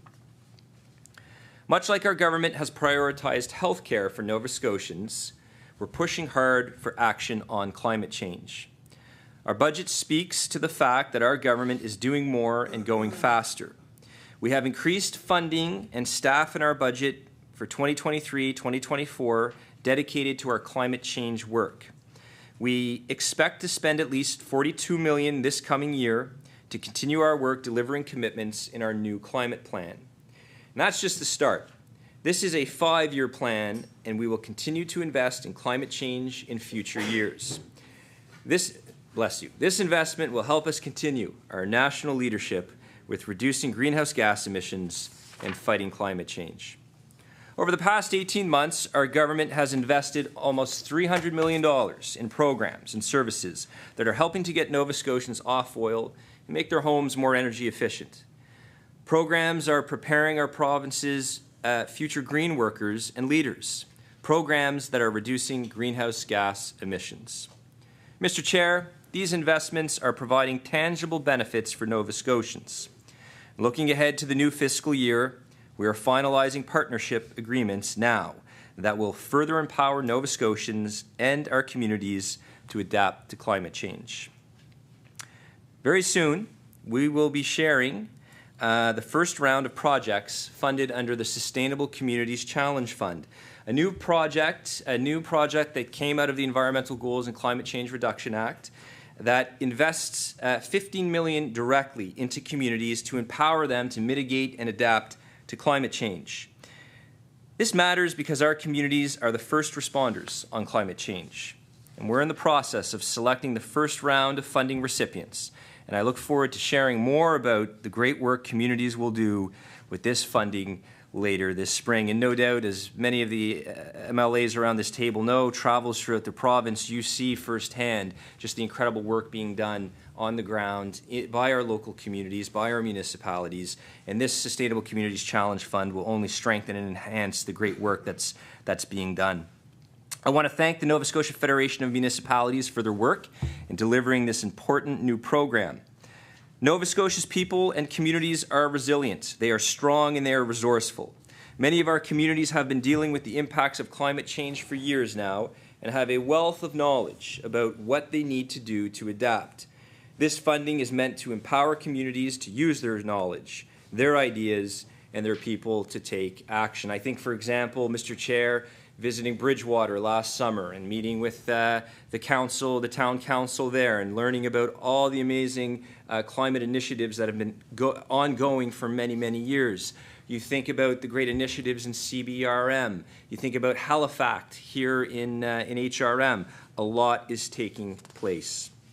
In the coming year, we will also do more to help Nova Scotians adapt to climate change with the last of the revenue from the final cap and trade auctions. We will continue to design the new Nova Scotia Climate Change Fund, a more flexible program that we feel will deliver more benefits for Nova Scotians. We will continue to work and partner with Efficiency One, the Clean Foundation, our municipal units, academia, the MICMA, researchers, and others to support the all-hands-on-deck approach that is absolutely essential in responding to climate change. Mr. Chair, we know that carbon pricing is one way to motivate people to reduce their greenhouse gas emissions. It is a tool we are using as part of our response to climate change. In response to the new federal carbon pricing requirements, we did a thorough analysis to decide the path forward. Our analysis showed that cap and trade was not a viable option moving forward, as the current practice of giving fuel distributors free allowances was no longer eligible under the strict federal guidelines, the new federal guidelines. Our government is committed to meeting the new federal requirements and continuing our national leadership to reduce greenhouse gas emissions. This includes holding big emitters more accountable, making our homes and buildings more energy efficient, getting off coal, and moving to clean renewable energy and green hydrogen. Earlier this year, we finalized the first series of regulations for Nova Scotia's new carbon pricing system, the Output-Based Pricing System, or OBPS for short. Industry produces about 50% of Nova Scotia's carbon emissions. So we designed the Output-Based Pricing program to reduce these emissions and meet the new federal carbon pricing requirements. The program has 3 mandatory participants: Nova Scotia Power, Lafarge, and Donkin Mine. Smaller facilities can opt into the program, and we're seeing interest from companies that want to participate. The deadline for facilities to opt in was April 1st, and my team are reviewing these applications now, and we'll be ready to share who is registered under the program in the coming weeks. The regulations are the first step in the implementation of the Output-Based Pricing System program in Nova Scotia. Further regulations on standards and compliance will follow later this year, and we will continue to keep Nova Scotians updated on the output-based pricing system as the program progresses. Mr. Chair, one of the areas most susceptible to climate change is our coastline. Our diverse 13,000 kilometers of coastline is on the front line of the climate change crisis, and much more of it will be vulnerable to the impacts of climate change in the coming decades. People who live along our coastline, they know this very well. They are experiencing and are at higher risk of storm surges, flooding, erosion, and storms.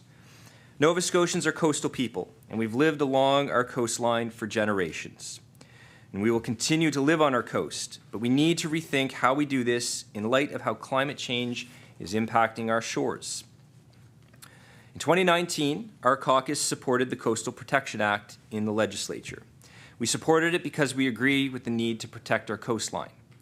Work on the regulations was underway when I became minister, and I certainly want to thank my predecessors for the work that went into this, and we continue to make this work a priority. Mr. Chair, my staff has been receiving a sustained volume of emails and calls about this legislation and the pending regulations. And it's become clear that while there is a lot of support for the Coastal Protection Act, property owners, or those who are considered buying property to build a house, cottage, or their dream retirement home, they have a lot of questions, and there is a general lack of understanding. We're also hearing that many Nova Scotians who live along the coast are not even aware of the legislation. So buying or building is a big investment, and we owe it to Nova Scotians, we owe it to property owners to roll out this legislation without any surprises. We also want to hear from property owners as we develop and finalize the regulations. We're going to take more time to listen and make sure that everyone who needs to know that change is coming, that they're aware of this and understand that they may or may not, and understand how it may or may not impact them. Our government wants the Coastal Protection Act to be successful. Public awareness, public education, and understanding is key to achieving this success. So in the coming months, we are going to focus on public education and building understanding around the Coastal Protection Act. Our plan is to reach out to coastal property owners with information on the proposed changes so they can provide us with informed feedback. We want to have all Nova Scotians rally with us to take the necessary action to protect our coastline and ensure that development occurs in places that are safer from rising sea levels, erosion, flooding, and more powerful storms. I want to be very clear. This doesn't mean protecting our coastline is not a priority for the government. In fact, it's the opposite. Because this is such a priority to our government, we want to take a bit of extra time to do this right, and that means building awareness, understanding, and support for the changes we all need to make. The Coastal Protection Act is only one way we can protect our coastline and the people and infrastructure closest to it. There's other ways. Municipalities can, if they wish, explore the options they have for zoning and bylaws. We would also encourage anyone planning to develop or build along our coast to ensure they do their own due diligence so they can make informed decisions. So, for example, by referring to floodline maps, the province's new risk assessment, by talking to the Insurance Bureau of Canada or their insurance broker, they can contact Climb Atlantic as well. They have lots of current research and data which can help people as they plan and make decisions. And we'll continue to work with Nova Scotians, municipalities, the Association of Nova Scotia Land Surveyors, Engineers Nova Scotia, Geoscientists Nova Scotia, and the Mi'kmaq to finalize the regulations. I want to take a moment to thank an incredible civil servant, John Sommers, who is with us today, even though it is his vacation. And I want to thank him for his work on the Coastal Protection Act. Many of you here know John. After an impressive career with the province of Nova Scotia, John is retiring. We're going to miss John, but I wish him all the best. And I also know that the Coastal Protection Act file is in great hands with Gordon Smith and our coastal protection team. And I look forward to working with you, Gordon, as we collectively work to continue the work to protect our coast. So, Mr. Chair, the relationship between our health and time spent in nature is clear. Certainly during COVID, during the lockdowns, when we were able to get outside, I think Nova Scotians certainly recognized how important nature is to our mental, spiritual, and physical well-being. I personally spend as much time as I can with my family on our trails in Nova Scotia for exactly that reason. As minister, I want to encourage Nova Scotians to get out and enjoy our parks and our protected areas. We all know that a walk in nature can do wonders for both our physical, spiritual, and mental health. We can be proactive by spending more time outside and reduce stress on a previously broken healthcare system. That's one reason our government has prioritized protecting more of our land and water. We also know that nature and biodiversity are our allies in the fight against climate change. Natural areas and healthy ecosystems are absolutely critical in the global fight against climate change. For example, natural areas capture and store carbon. Trees and natural areas help us manage heat stress. And natural areas play a role in mitigating the impacts of flooding. That is why the Climate Plan has 5 actions to strengthen biodiversity, prevent further biodiversity loss, restore natural areas, and protect more of land and water. In 2022, I was proud to announce that we protected an additional 9,300 hectares of Crown land, including creating the new Sackville River Wilderness Area. The new wilderness area will help conserve the Sackville River, restore important Atlantic salmon habitat, and help protect the Pockwalk watershed on which so many people of this area depend for their drinking water. I want to take a moment and thank Walter Regan, an individual that probably doesn't need an introduction to many parts of Nova Scotia. I want to thank Walter Regan of the Sackville Rivers Association and Chris Miller of the Canadian Parks and Wilderness, who worked tirelessly for years to help make this designation a reality. And when Minister Craig and Minister Johns and I had the opportunity in December to be in Sackville for this announcement, to see well, you want to talk about a joyful occasion, an absolutely joyful occasion to see the hard work of those community members come to fruition and to be able to achieve the Sackville Wilderness Area. It was a sight to behold. So in addition to creating this new wilderness area, we created 6 new nature reserves, and we expanded 7 wilderness areas last year. These new designations bring us one step forward to achieving our goal of protecting 20% of our land and water by 2030. However, we have many more steps to take, and government cannot achieve this goal alone. We are fortunate in Nova Scotia to have many organizations doing outstanding work to protect our natural areas. Organizations that are highly regarded provincially, nationally, and internationally for their conservation leadership. Organizations like the Nova Scotia Nature Trust, Ducks Unlimited, and the Nature Conservancy of Canada, and many, many others. To help ensure they continue to carry out their important work and leadership, in December of last year, we announced $20 million in funding for the Nova Scotia Crown Share Legacy Trust. The trust flows this funding to the conservation organizations who are doing outstanding work to acquire and protect private land with interested landowners. I know our conservation partners will put this money to good use, and I look forward to hearing about all the great things they will do with this funding. I want to thank our conservation partners for their leadership and their vision.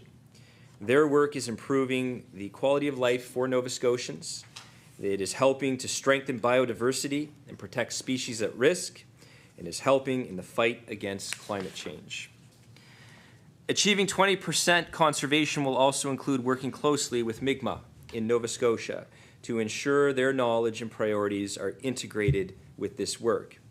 In partnership with the Mi'kmaq in Nova Scotia, we have developed a shared approach in advancing Indigenous protected and conserved areas in Nova Scotia. This begins with Nova Scotia Mi'kmaq identifying areas of interest for potential conservation on Crown lands. We will then work together to review and refine these conservation proposals and move sites forward for protection consideration through a process that includes opportunities for broader stakeholder and public input. One of the most meaningful moments in my professional life occurred at the end of January of this year, where I was humbled to join Chief Norman Bernard and Chief Leroy Denny in Wagmatcook, where we took the first steps towards a shared governance of Kluskap Wilderness Area with our Mi'kmaq partners. A significant moment, in my estimation, in the history of Nova Scotia. As a student of history, to be able to be there with Minister McFarlane and sign the document, to begin the process of shared sovereignty over these lands. As Chief Norman Bernard said, this was something, a day he never thought would ever take place. So powerful moments are happening moments that are making a big difference in the lives of so many people. Our government is committed to reconciliation with the Mi'kmaq.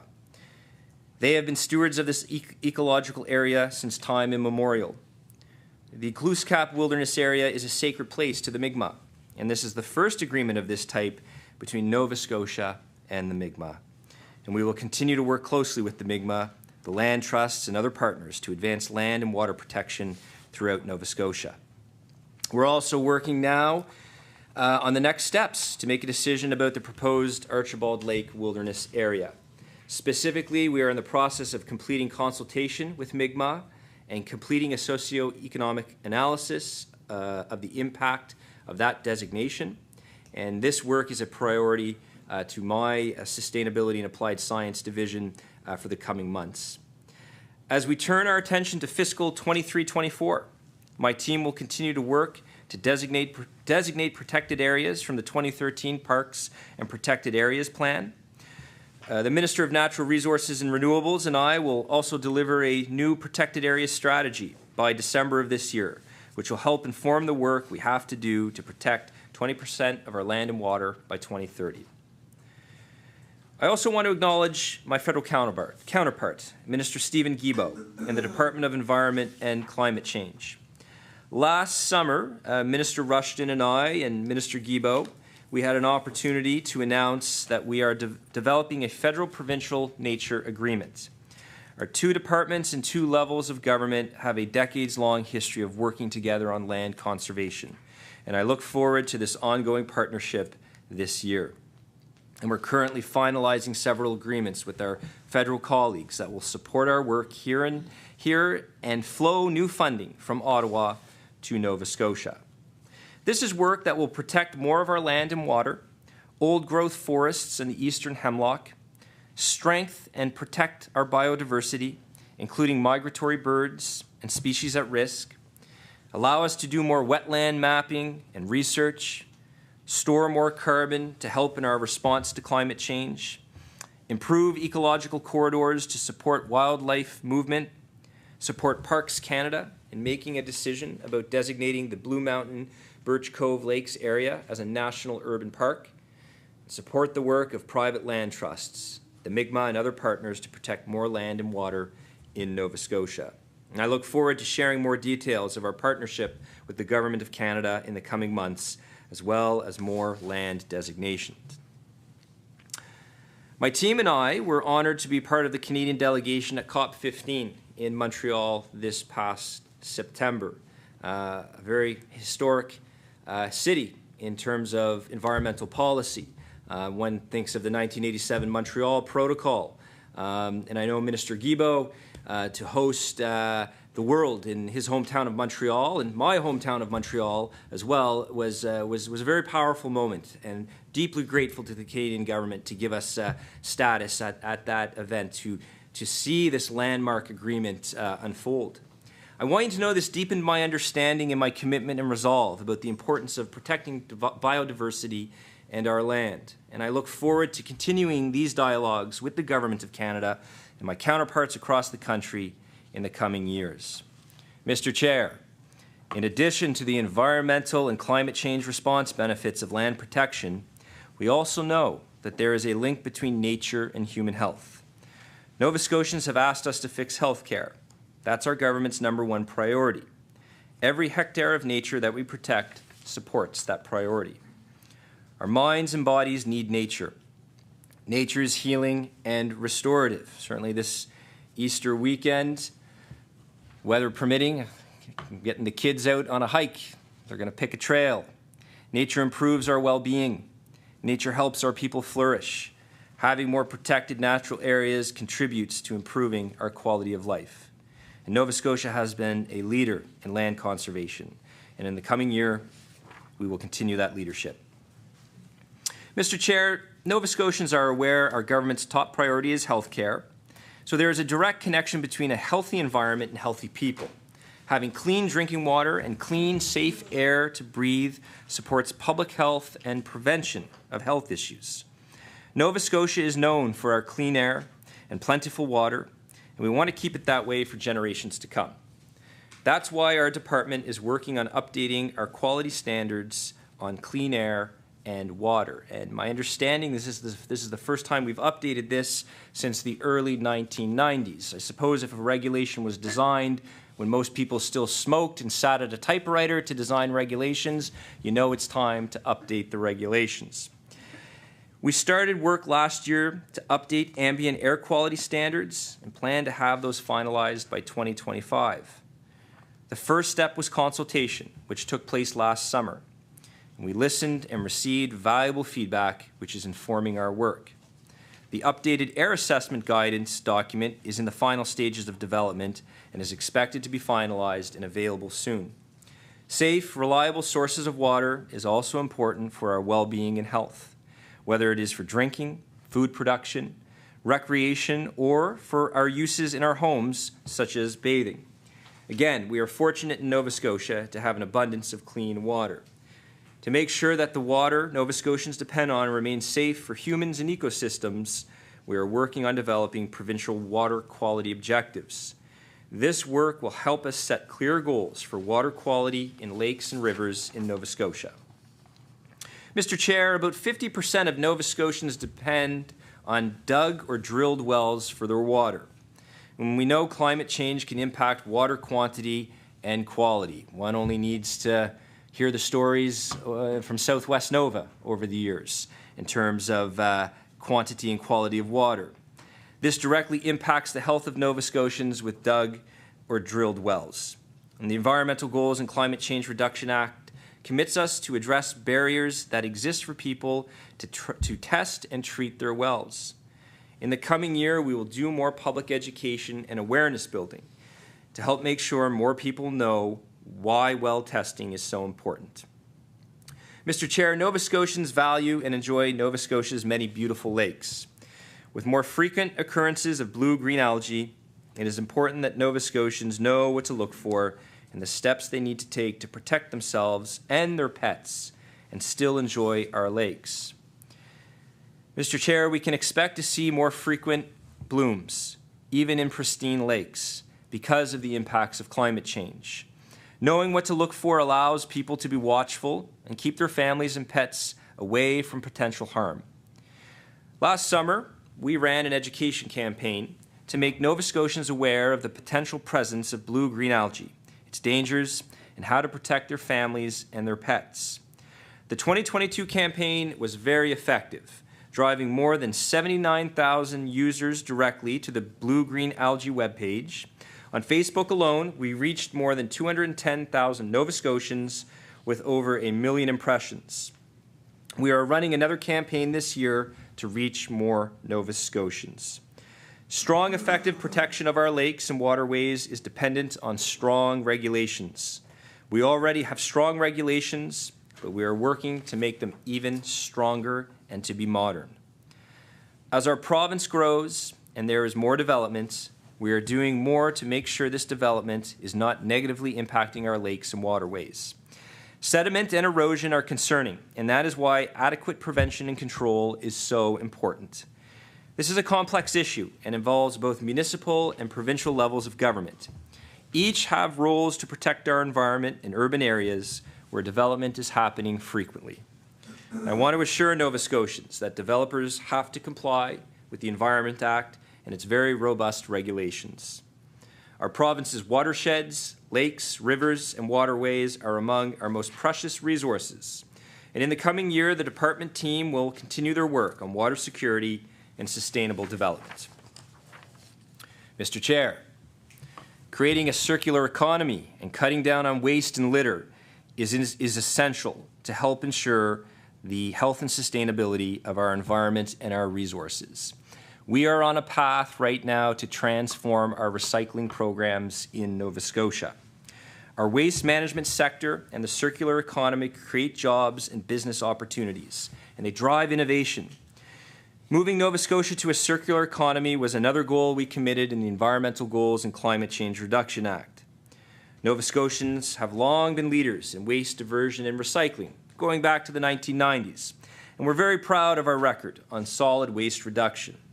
Our work in the coming year will continue to support and empower Nova Scotians and municipalities to continue this trend, and will also modernize how we recycle. We currently have one of the lowest disposal rates in the country at 400 kilograms per person per year. We're proud of this achievement, but we want to do better. In the coming year, we'll develop a plan to help us meet the new 300 kilogram per person per year goal. We'll consult with municipalities, industry associations, solid waste resource management service providers, Mi'kmaq communities, and others as we develop this action plan. We have a legislated goal to complete this plan by the end of 2023. Mr. Chair, one of the most effective ways to reduce the amount of waste that ends up in landfills is through extended producer responsibility.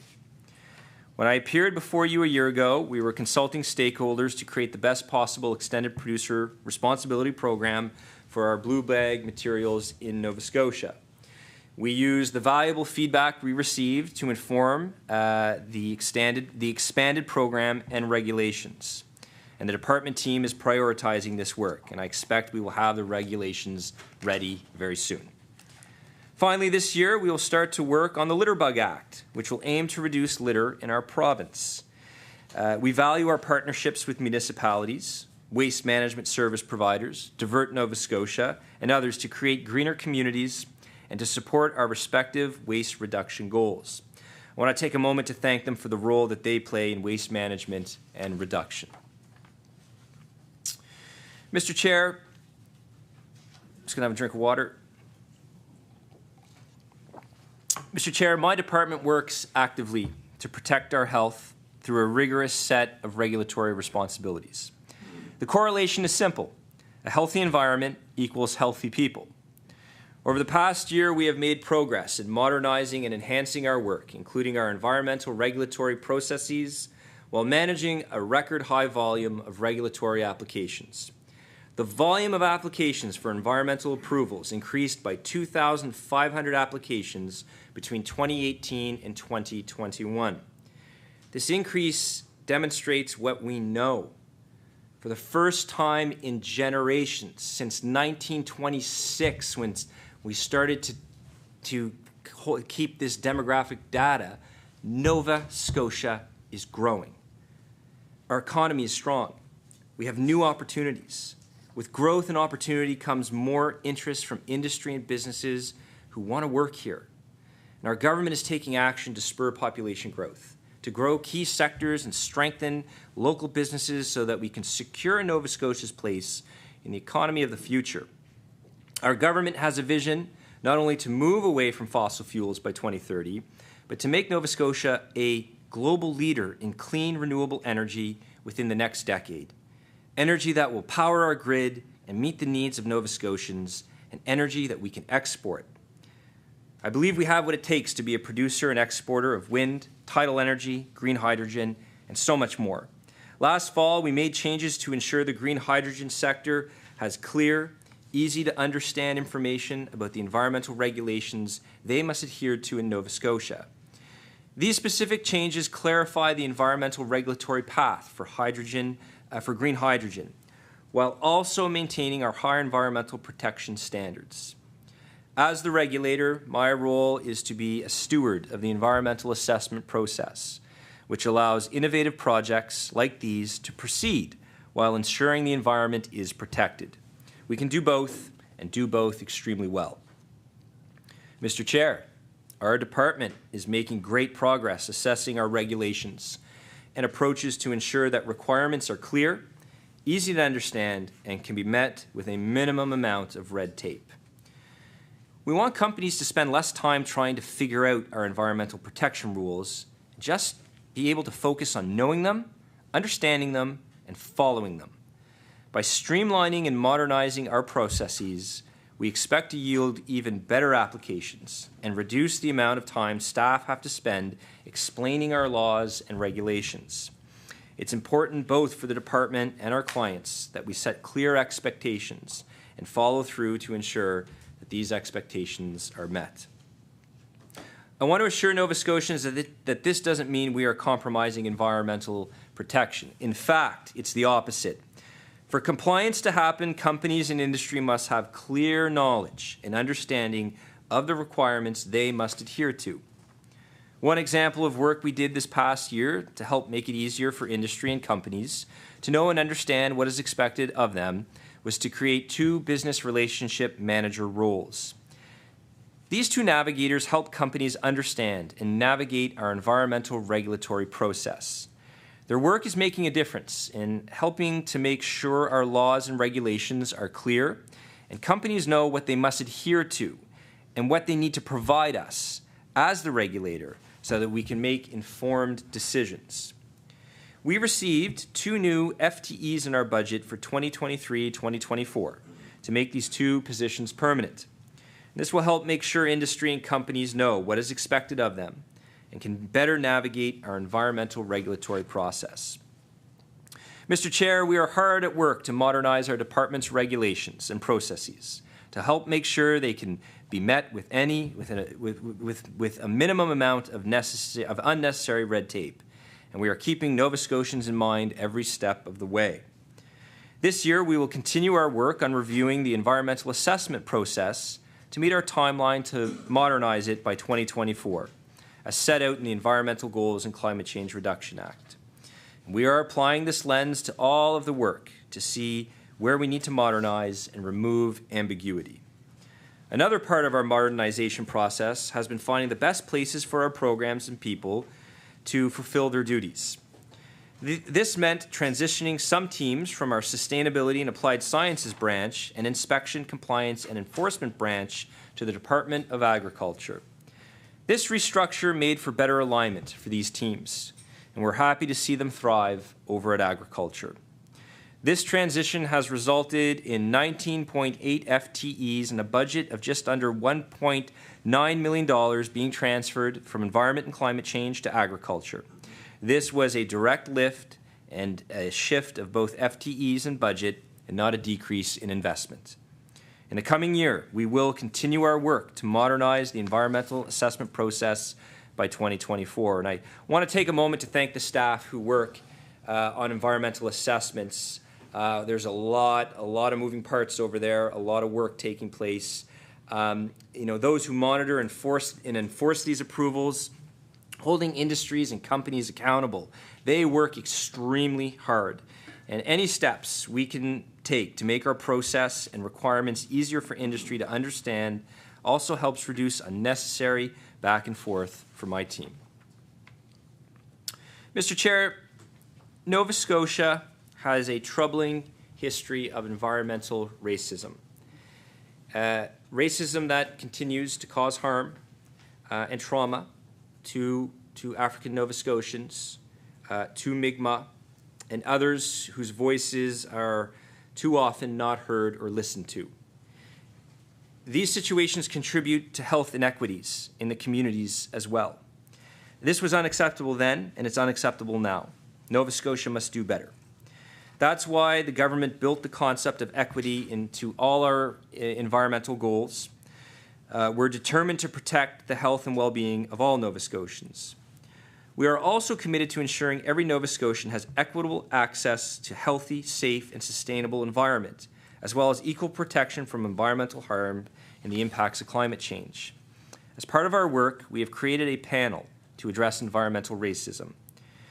Mr. Chair, I'd be remiss if I did not take a moment to thank my colleague, the MLA for Halifax Needham, whose remarks during debate on Bill 57 during the fall 2021 session of the legislature to make changes to the Environmental Goals and Climate Change Reduction Act. It was her amendment that created the Environmental Racism Panel. Last December, we appointed the panel's first member, an individual that probably doesn't need an introduction, Mr. Augie Jones. Mr. Jones is one of our province's most highly respected leaders. I certainly know Mr. Jones through my connections in education, a highly regarded educator and a community leader. And we're grateful that he's leading this work and know that his expertise and leadership will help us move forward in correcting a shameful chapter in Nova Scotia's history. Mr. Jones is working now to provide his recommendations on the additional panel members and the terms of reference to guide their work.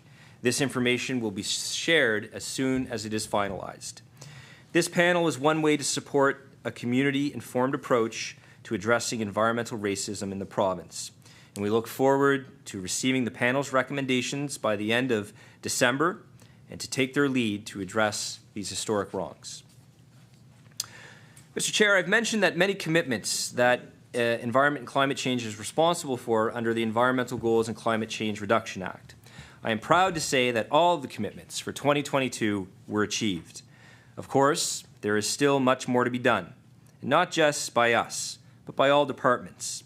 Making progress towards sustainable prosperity is a shared responsibility.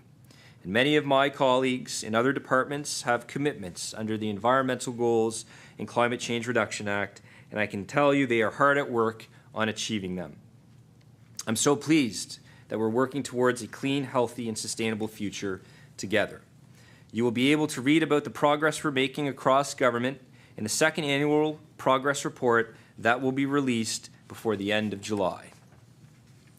Mr. Chair, I want to conclude with some words of gratitude. First, to my amazing team at Environment and Climate Change. Their work is making our province one of the best places to live, work, and visit. I may be biased, and I may get some looks from the other ministers, but I think I have the best team in government. Every day, they are leading our province's fight against climate change and to reduce greenhouse gas emissions. Work that has resulted in Nova Scotia having the strongest greenhouse gas reduction target in the country. Their work makes Nova Scotia a national leader in land conservation. Daily, they are safeguarding our water and our air. They are inspecting our restaurants, cafeterias, our food trucks. They're helping to make sure our food is safe. Because of them, Nova Scotians can have confidence that if they want a tattoo or a piercing, there will be safeguards in place to protect their health. They enforce our environmental laws. They enforce the regulations. They help to make sure Nova Scotians have clean air to breathe and safe drinking water. Their work is helping to reduce solid waste and make our environment cleaner and much more sustainable. Their work helps ensure the well-being of all Nova Scotians and contributes to our high quality of life. They touch and benefit every single part of Nova Scotia. And I'd like to thank all of them for their work. They are a committed and passionate team, and their professionalism and service to the people of Nova Scotia does not go unnoticed. As I look forward to the new fiscal year and our many priorities and goals, I know I have the right team standing with me to help ensure a sustainable and healthy future for our province, our people, and our economy. And I also want to thank our many partners and the organizations who hold us accountable for protecting our province's environment. I'd also like to take a moment to thank Scott Skinner with the Clean Foundation and Stephen McDonald with Efficiency One and the incredible teams at both these organizations. They are key delivery partners that work directly with Nova Scotians every day. Finally, Mr. Chair, I'd like to thank the members of the Ministers' Roundtable on Environment and Sustainable Prosperity for their advice and leadership. And Mr. Chair, our government is moving on solutions that work. We're building a province that thrives from end to end. I believe we are making progress. And with that, Mr. Chair, I would now be happy to take questions from colleagues. I'd like to thank the Minister for those brief comments and the update on environment. According to the practice that has developed in this committee, the Liberal and NDP caucuses will take turns asking the Minister questions up to 1 hour each, going back and forth. We're going to begin with the Liberal caucus, and we will start with the Honourable Member for Timberlea Prospect. Thank you, Mr. Chair. Appreciate the opportunity to ask some questions of the Minister, and appreciate all the work, continued work of staff. I happen to agree with the Minister that he has the best department and the best staff supporting him, so I hope Lands and Forestry staff aren't, or Natural Resources staff aren't watching the screen. But no, but if someone that has certainly been part of a lot of great work that continues, I certainly appreciate the work and the work that the Minister is undertaking. It's super important and certainly connects to government priorities with health. So I appreciate the connection there during the opening comments and the relationship between the health of people and ensuring we have a vibrant economy and environment at the same time. So I want to start as it relates to the budget itself and the purpose of why we're here. When you look at the budget line, I think anyone that looks at the actual line of the estimate, the actuals, and the projected budget for this year, you can't not see what stands out there is the over 400% overspend in the last budget, and nobody is disagreeing with the purpose of the spend. I think all members in the House are supportive of investing in heat pumps and ensuring that we transition people off of oil or other fossil fuels and ensuring that they have better efficiency in their homes. We all agree with that. But it's the principle and the practice of coming to the legislature and approving your budget for the next fiscal year and then going from a 30 or 40 million, I don't have the budget books, but roughly 35, 40 million is the typical budget line for environment, and then booking 100 and some million over, and environment's not the only department guilty of this, and the minister's government is definitely not the only government guilty of overspend. We did it too, but I would submit that it's fair to say that this government has taken this practice to a whole new level, which has caught the attention of the Auditor General, and we're the only province that does it. And so on principle, I just wonder the minister's comments, if he feels that this is something that will continue into the next year, because I somewhat think it's futile to even be debating a budget when we're not even privy to what is actually going to be spent in this fiscal year, and if he believes that his budget will be quadrupled again as part of next year's rush to ensure that they have enough money booked to satisfy their political ends. And so my question really is, does the minister expect to overspend in at all, or in the same order of magnitude that we saw that was really unprecedented under the Department of Environment?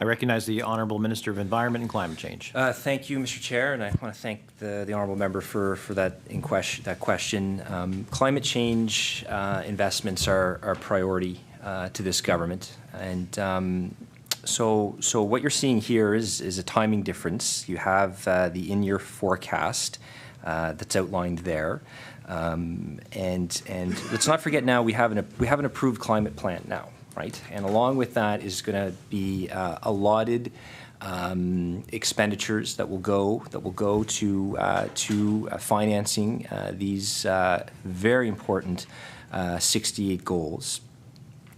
You know, I think if we all know healthcare is the top priority to the government. I wouldn't classify this as overspent. I would classify this as much needed investments. Whether it's in heat pumps, whether it's 20 million for nature conservation, these are badly needed investments.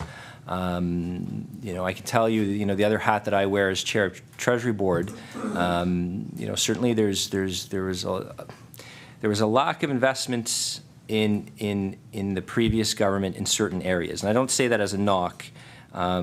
Whereas contrasted with the current government, we're making some key investments, whether it's in healthcare, whether it's in climate adaptation, climate mitigation. And over the next 5 years, these key investments will be guided by the climate plan. And following the release of the climate plan, a week later, Department of Natural Resources and Renewables immediately announced a key action item of one of the goals of helping Nova Scotians convert to heat pumps. So look, there's accountability built into this every year, as I mentioned in my opening remarks, to the legislature. Every July, there's an annual report on the Environmental Goals and Climate Change Reduction Act. And there's a full accounting in terms of where the money's being allocated. And I'm confident in the investments that we're making. I truly believe, Mr. Chair, it's going to make a tangible difference, a huge difference in the lives of Nova Scotians as they convert to heat pumps, as we work together with our partners for nature conservation. So and then with respect to the overspent, there was what the member classified as overspent. I see these as critical investments, investments that are necessary to move Nova Scotia forward. As our climate changes, Nova Scotians, the ways in which they heat and cool their homes need to change.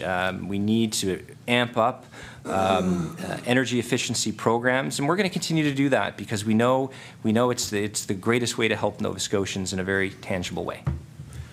Recognize the honourable member for Timberlea Prospect.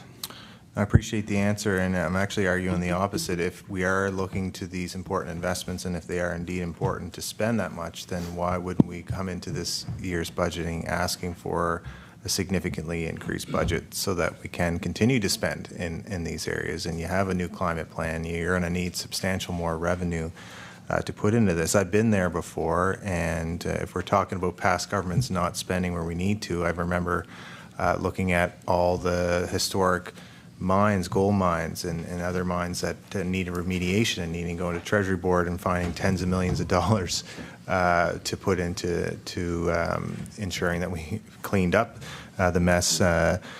Not even talking about probably the biggest example would have been Boat Harbour, and continuing to go back to Treasury Board every year for hundreds of millions of dollars more to look at the remediation that all governments of all stripes left behind when our government took over and finally tackled that very tough issue, and the VG falling apart and can't drink the water. I mean, that's a circular, I think, conversation that we'll have in terms of like costs that other governments have left for future governments to take care of. But I digress. I want to talk about the revenue in the budget this year and the estimate that the Department of Environment is forecasting.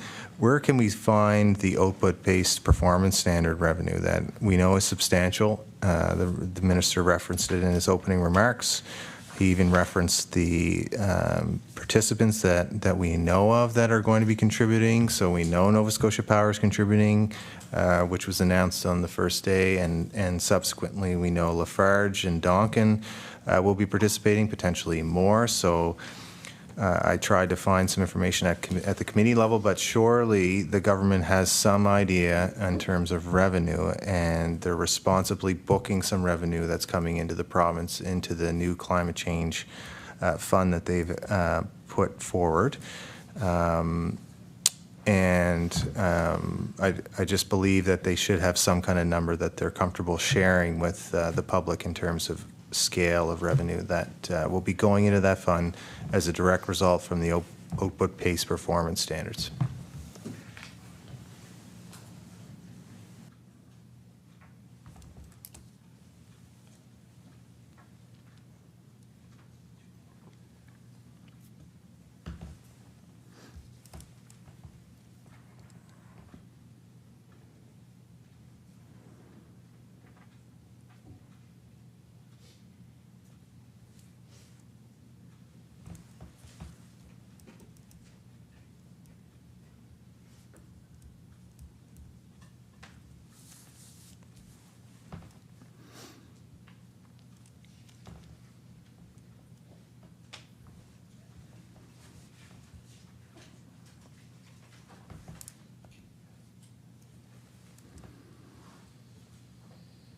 Recognize the Honourable Minister of Environment and Climate Change.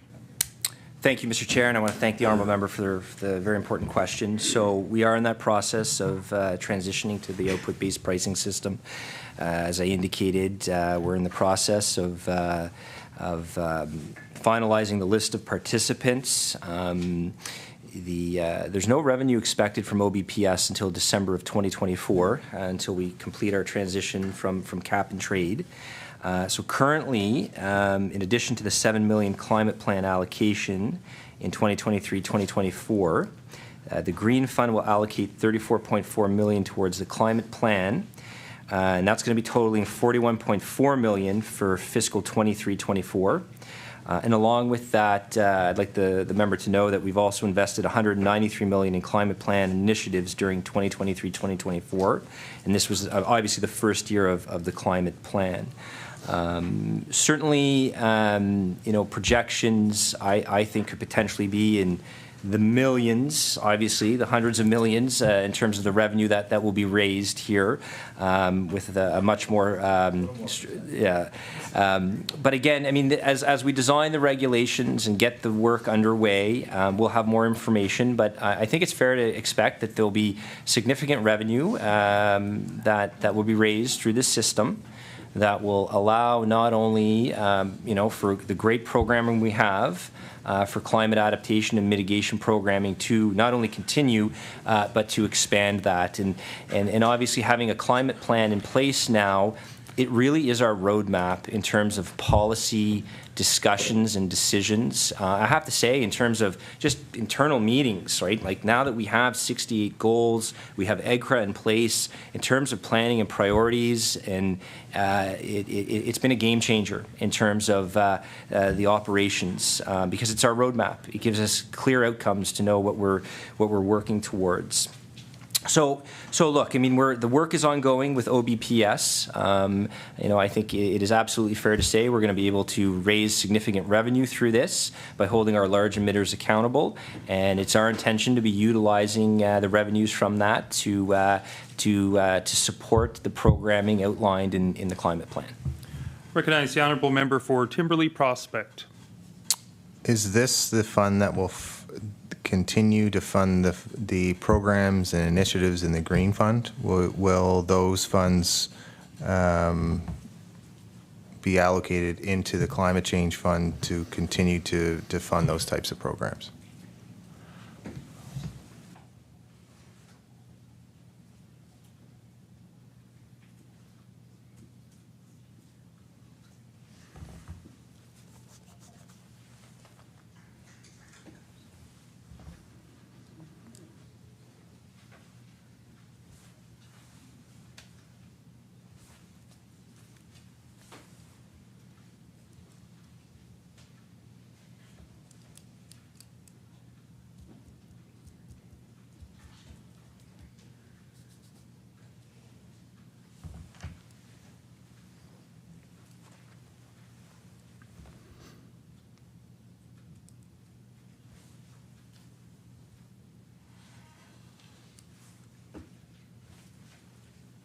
Recognize the Honourable Minister of Environment and Climate Change. Thank you, Mr. Chair, and thank you for the question. This is a very important discussion. Obviously, folks, they want certainty, and I want to assure folks that there is certainty when it comes to the financing of these really important programs that I think of the work the previous government did in establishing some of the great things at Clean Foundation and Efficiency One. We want to continue with that. We don't want to move backwards. We want to keep moving forward. And so the remaining funds in the Green Fund are going to go to the climate plan, to finance the climate plan.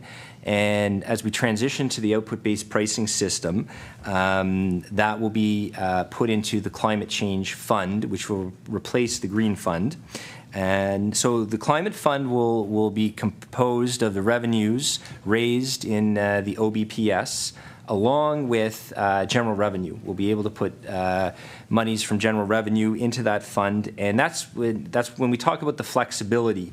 This fund won't be a special purpose fund. It's going to have much more flexibility to be utilized. And in the amendments to the Environment Act, there's a whole comprehensive list in terms of what what programming the funds can be used for. Along with, Mr. Chair, a very strong equity lens is going to be used when it comes to the dispersal of these funds. As we know, climate change has bigger impacts, certainly on various communities in Nova Scotia, and we're very aware of that. And certainly our risk assessment and our climate plan acknowledges that. So there's a lot of work taking place. You know, cap and trade and the Green Fund served us for a period of time. However, due to the change in the federal requirements on pricing carbon, it became necessary to make this change. And I know a lot of great work prior to my sitting at that desk at Environment and Climate Change occurred. And I believe Nova Scotians are very appreciative of the great work that's been done. As a minister, I'm determined to try to move this forward as best as possible to ensure a continuation of this great programming, to ensure the reliability of the financing for Efficiency One and the work at Clean Foundation, our new partners like the Nova Scotia Federation of Municipality that administers our Sustainable Communities Challenge Fund. I'm very optimistic moving forward because I believe this OBPS system will do a good job in holding large emitters accountable, us able to raise the necessary revenue to expand programming along with the utilization of general revenue, Mr. Chair, that will help enhance programming and also give government the flexibility to be able to move quickly on items. Fiona reminded us how quickly sometimes we need to be able to pivot as government. You know, flood line mapping may be a priority 1 month. You know, getting more heat pumps may be a priority the other. In terms of, you know, how quickly sometimes governments need to move. So again, you know, those remaining funds will, from the Green Fund, will go to the climate plan. Go into the climate plan, and we're going to continue our transition to the OBPS and the new climate change fund. The honourable member for Timberley Prospect. Thank you, Mr. Chair. Will the revenue on an annual basis be more or less than what was coming in from cap and trade auctions into the Green Fund? And if the minister could also tell us what he knows on the impact on the cost for Nova Scotians. So we know part of the reason why OBPS was the chosen carbon pricing system for the utility and large emitters was that it was a reduced cost in comparison to the backstop, the carbon tax. But there still has to be a cost. That's the only way you're raising revenue, and that Nova Scotia Power and Lafarge and Donkin, I can only say those three because that's what the minister has said will be participating. What is the cost? So there's two questions in there. I'm just trying to get as many questions in as I can. Comparison to revenue and what are Nova Scotians going to be paying? I'm mostly interested on what they're going to be paying on their power bills. I think it'd be more difficult to figure out how it's going to implicate Lafarge and cement and things like that. But what is going to be the impact on power bills, I think is really important to know.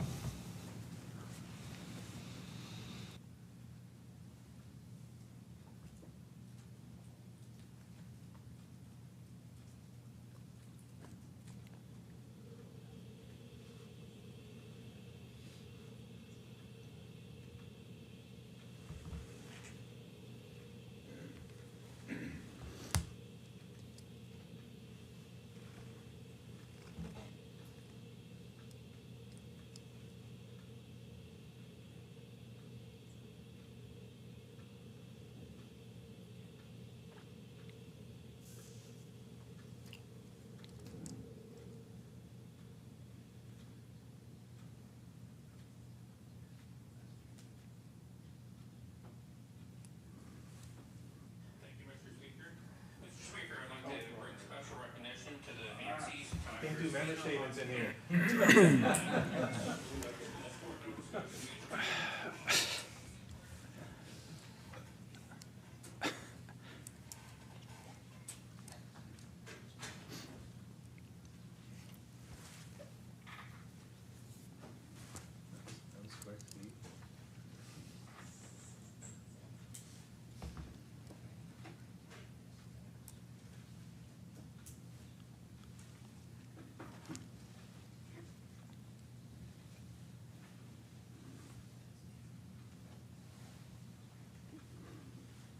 The Honourable Minister of Environment and Climate Change.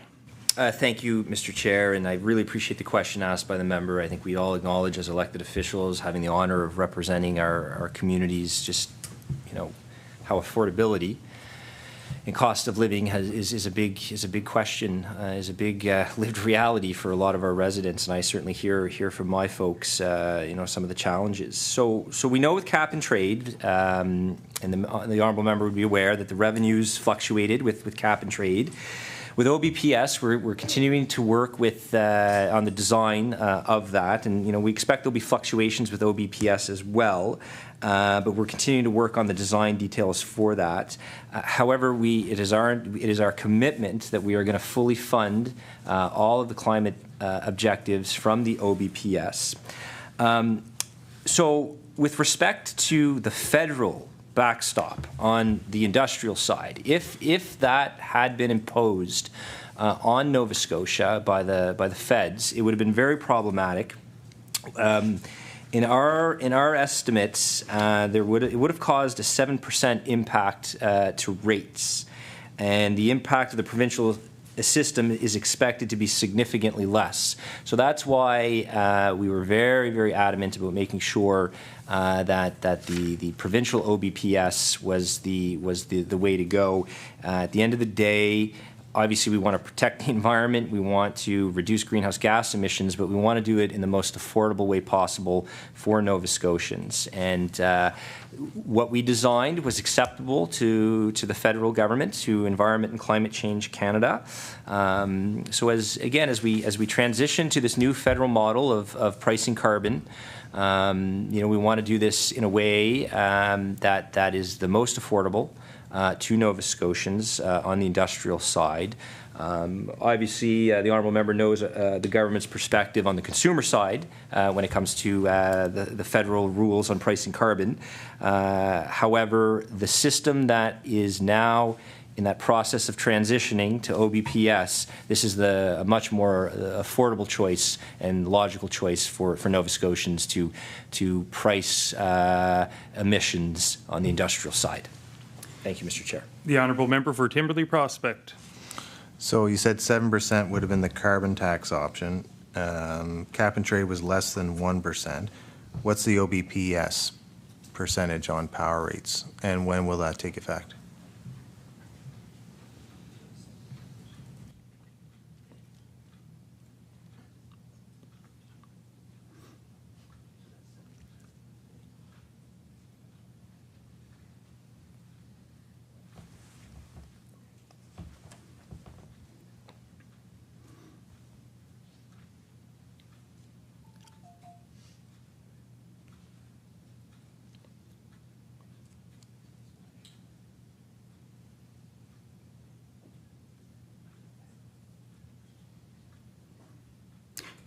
Recognize the Honourable Minister for Environment and Climate Change. Thank you, Mr. Chair. So to answer the member's question, it would have been a 7% increase under the federal OBPS versus a 1% increase under the provincial OBPS. But again, I want to highlight that you know, the design details of OBPS, the work is still ongoing. The Honourable Member for Timberley Prospect. Okay, so correct me if I'm wrong then, is it virtually the same as the impact that cap and trade had on our electricity bills? The operative word being virtually.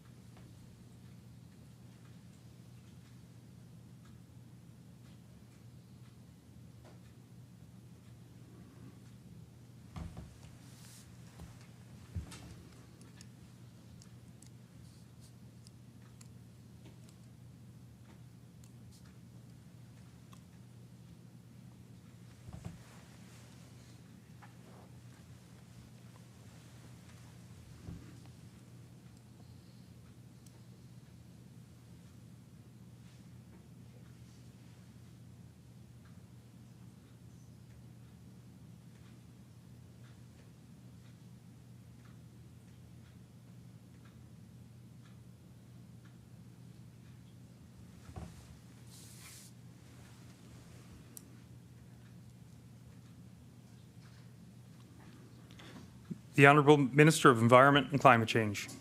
Yeah, thank you, Mr. Chair. So it's an interesting question because we're dealing with a situation where, as the honourable member probably knows, the strict federal rules on pricing carbon, the cap and trade system simply it wasn't compliant. And authentically, I'll tell the honourable member. I mean, I tried. I had 2 series of discussions with the federal minister, and I could tell they didn't seem very keen on Nova Scotia keeping cap and trade. We analyzed the option of linking with Quebec and California with the Western Climate Initiative. Even so far as requesting the Premier of Nova Scotia to contact the Premier of Quebec to talk about that. But the bottom line, where we always landed, was that cap and trade wouldn't adhere to the new strict federal requirements. So then in your analysis, you have to really look, okay, we've got to, obviously, as an environment minister, I've got to maximize greenhouse gas, I got to reduce greenhouse gas in this province, but it needs to be done in the most affordable way possible. And in that process, Mr. Chair, it's evident that the provincial output-based pricing system was the way to go, because it would allow us to hold industry accountable, along with helping us meet our greenhouse gas targets outlined in EGCRA and now our climate plan. But bottom line is cap and trade simply wouldn't adhere to the federal requirements. So that's that. I think that's key, in the nature of the question that's being asked. And we know that if the federal backstop in the industrial side had been imposed on Nova Scotia, that could have been very challenging and problematic, resulting in a 7% increase to rates versus a more manageable 1%. This was like the first file that landed on my desk, carbon pricing. And I think the previous government knew that this train was coming at us very, very quickly. I discovered it on my first day, my first briefing. I remember having to learn very quickly the nature of these programs. And but I believe we've landed on the most affordable, along with the system that'll maximize environmental protection. So the key takeaway here, Mr. Chair, is cap and trade, I believe, served Nova Scotia for a period of time. It's now time that we move and transition to the output-based pricing system, a system, Mr. Chair, that I believe will serve Nova Scotians well and help us achieve our 2030 targets. Recognize the honourable member for Timberley Prospect. Thank you, Mr. Chair, and I appreciate the authenticity, and I do believe the minister in his genuine assessment of this situation and the challenges that were presenting him on day one.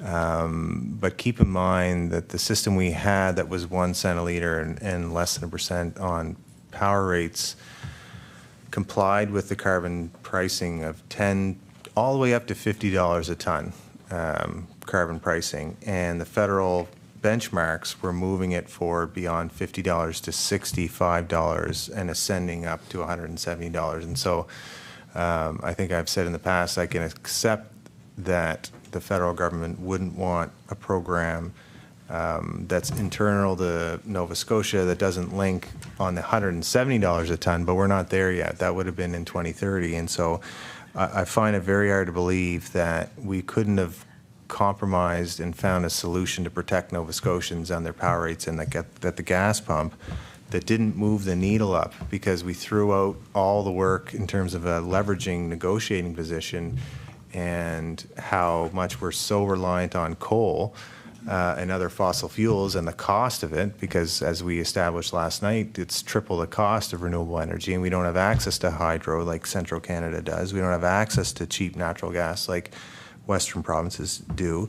And so we're in effect being penalized by something that, and we lost our complete position that we brought to them, to the federal government, back in 2016 and into 17 when we passed the cap and trade legislation. And so I think it is it would have been a preferable position that if there was a fight with the federal government, which there was even under our government, that I think the new government, this government, should have stood their ground and said, we are going to keep the cap and trade system and we're going to move the price up to comply with the benchmarks. And if you don't think that it complies with the new system, then apply what the backstop is. And that's what's happening anyways. They're applying the backstop. And so I just think that we're getting shafted, frankly, with this new system, where we have the same impacts on power or maybe more. We have Lafarge and some other companies that will be paying more. And now we have all Nova Scotians paying more than 15 cents a litre. They're going to have the highest jump in tax on their gas than anywhere else in the whole country, because the system that we had before was 1 cent. And so every other province is going to increase from the $50 a ton to $65 a ton. We're going to be doing that, but we're actually going to be jumping by 14 cents a litre. So other provinces are going to move up 2 or 3 cents a litre. We're going to move up 14 cents a litre because we're paying 1 cent a litre. And so that's a hard pill to swallow. And I do think that the provincial government has some responsibility in that. And they do have a political way of saying that it's a federal government policy to price carbon, and Trudeau, the name Trudeau is, I think, even synonymous with carbon pricing, and I think that's why they get away with it. But maybe I'll leave that alone for now and move to solid waste, a completely different category, which is an interest of mine. But yeah, are you going to price methane next? No, I'm just joking. No, on solid waste though, we're going to look at. I just want to look at the target. This is an area that certainly Nova Scotia was a leader. Arguable if we're still a leader, in my view. This is where in the 1990s, we were one of the first provinces to bring in recycling. I think PEI can also claim they were leaders in bringing in recycling and keeping materials away from landfills. But I was really baffled when the new legislation came through on ECRA and reiterated the goal of 300 kilograms per person. And the minister, I'm actually surprised he mentioned it in the intro, that we're at 400 kilograms per person. I was going to ask the question, where are we today? Because I was hoping that we would actually be a lot closer to our goal that was not only established in your legislation a couple of years ago, but we're going back 2 more iterations of the original Expo. This goes back to 2007 when your former Progressive Conservative government was in and had the original Expo bill. 300 kilograms per person was the objective. And so this is no criticism to the current minister.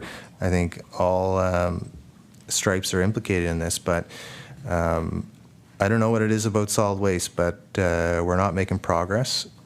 Certainly some municipal units have, and from my memory, HRM made a lot of progress with clear bags, and I think it was Digby that was leading, somewhere down that region was leading with achieving the 300 kilograms per person. It can be done. I think the province can do it, but we're at 400 kilograms per person. That is, I think, literally no progress in the last couple of years. I wonder what the minister has in mind, and how when do we believe that we will actually get close to this 300 kilogram per person target for landfilled materials. And I guess I'll try to add something to this so that he can maybe add some specifics. Is he contemplating adding any more items to the banned list of materials that go into the landfill to help remove, like clothing, textiles, those types of things, and keep them banned from landfills, which I think will help?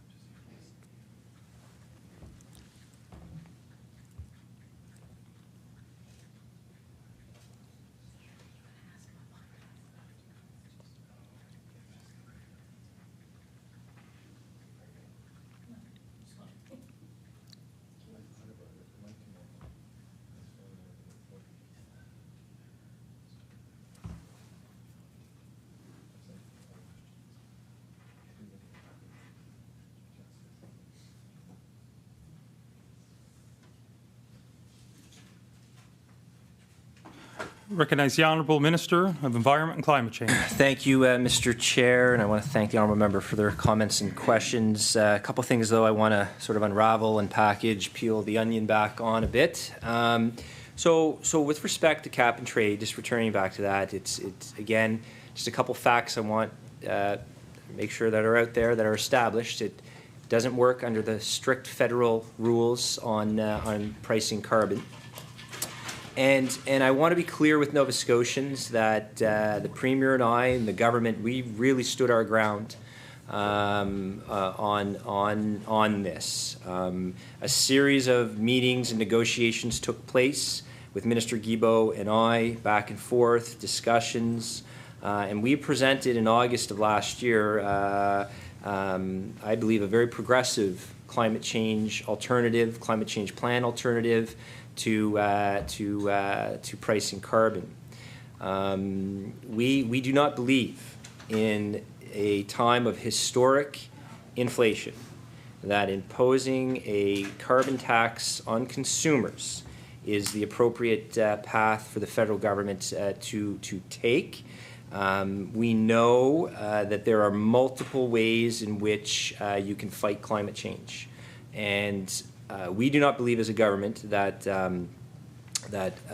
adding 14 cents a litre to the price of gas is the proper way to go, especially in a province where the Department of Finance has data that shows, like, no matter how the price of gasoline fluctuates in Nova Scotia, people still drive. They still drive, and the end goal of pricing carbon on the consumer side is to change behavior.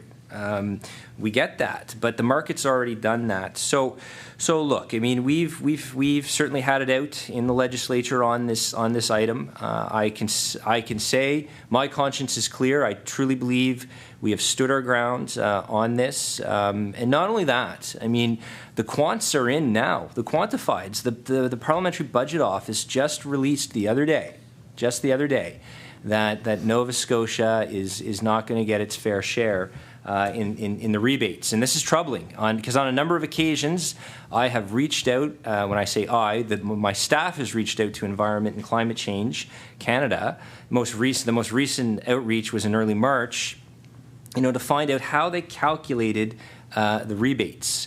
So the Honourable Member mentions, we're getting shafted. We are getting shafted, but it's not by the provincial government, it's by the federal government.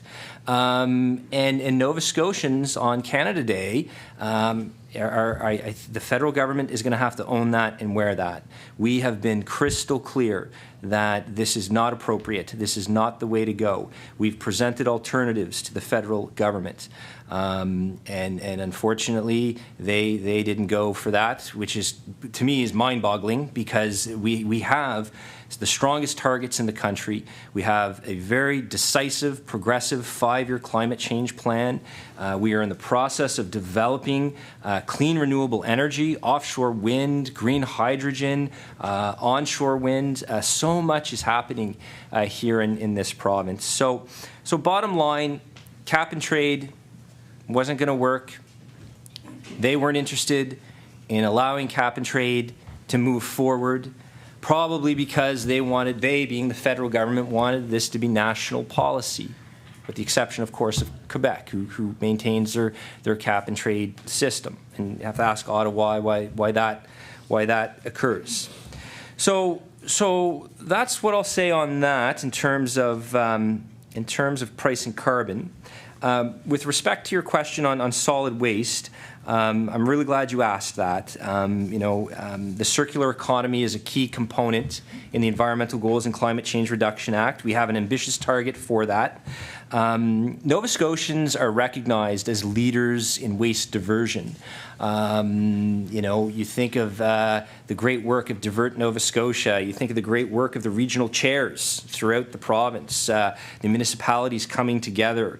And for the last number of months, we've been working together on expanded producer responsibility for printed paper and packaging. And, these regulations are a top priority to me. Certainly, I remember first being appointed to this position and having to pull over. A friend of mine called, a local HRM counselor, and he was like, Hallman, like, what about EPR? And I'm like, what's EPR? And you have to educate yourself and learn how quickly just how transformational extended producer responsibility will be with printed paper and packaging. So this year we're working on that ambitious target, that legislated target.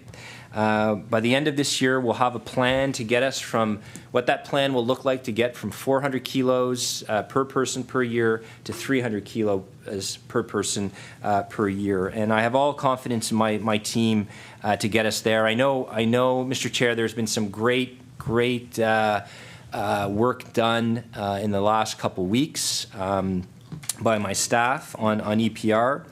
And this isn't going to be done in isolation. I mean, we're going to be looking at regional coordination of our EPR programs with New Brunswick and PEI.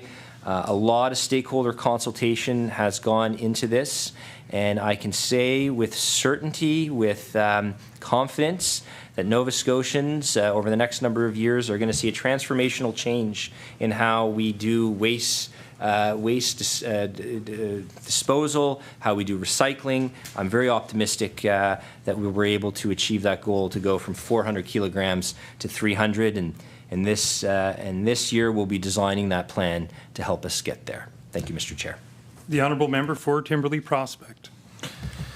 Thank you, Mr. Chair, and I just want to remind the member that that so-called plan that the minister put forward was similar to the plan that Premier McNeil and Minister Miller put forward to try to fight the carbon tax, which was not even part of how we got to the cap and trade resolution. And they didn't like the cap and trade then, even when it was approved.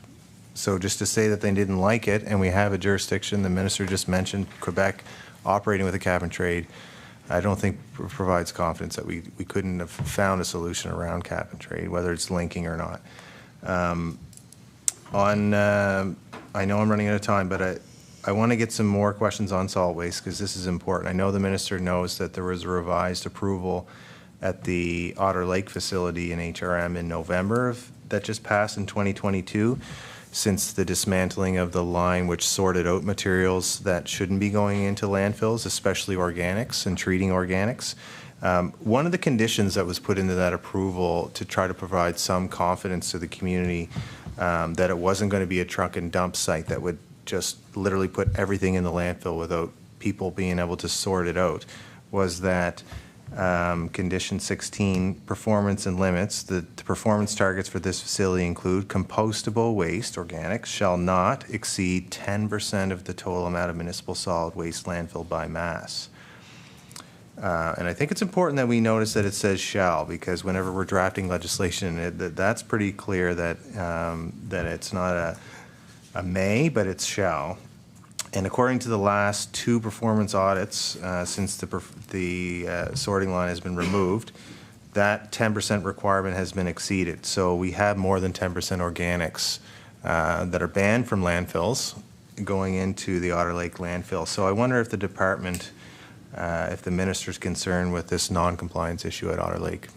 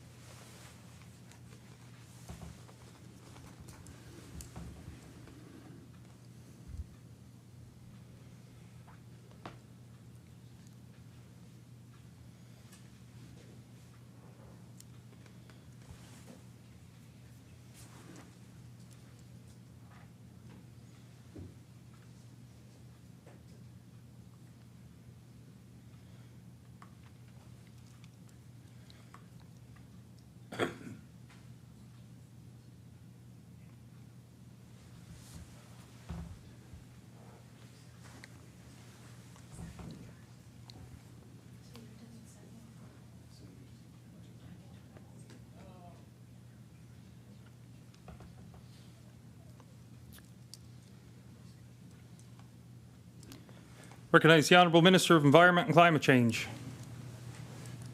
Thank you, Mr. Chair, and I appreciate the question.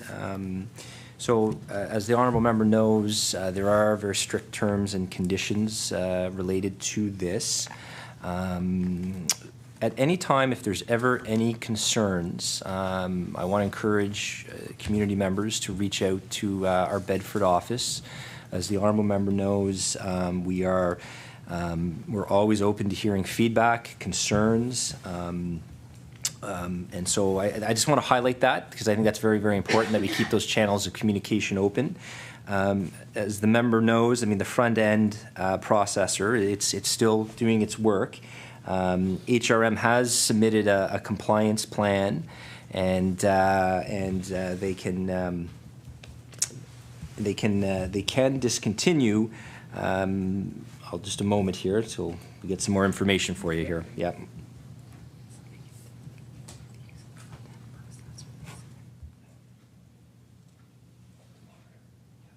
Yeah, so thank you, Mr. Chair. So HRM has submitted a compliance plan. They can discontinue the use of the front-end loader, but there's a whole process that needs to be followed here.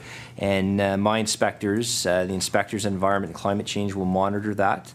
And again, at any time, if community members have concerns, I encourage them to reach out to our frontline enforcement at the Bedford office, and they will be more than happy to engage and discuss the process.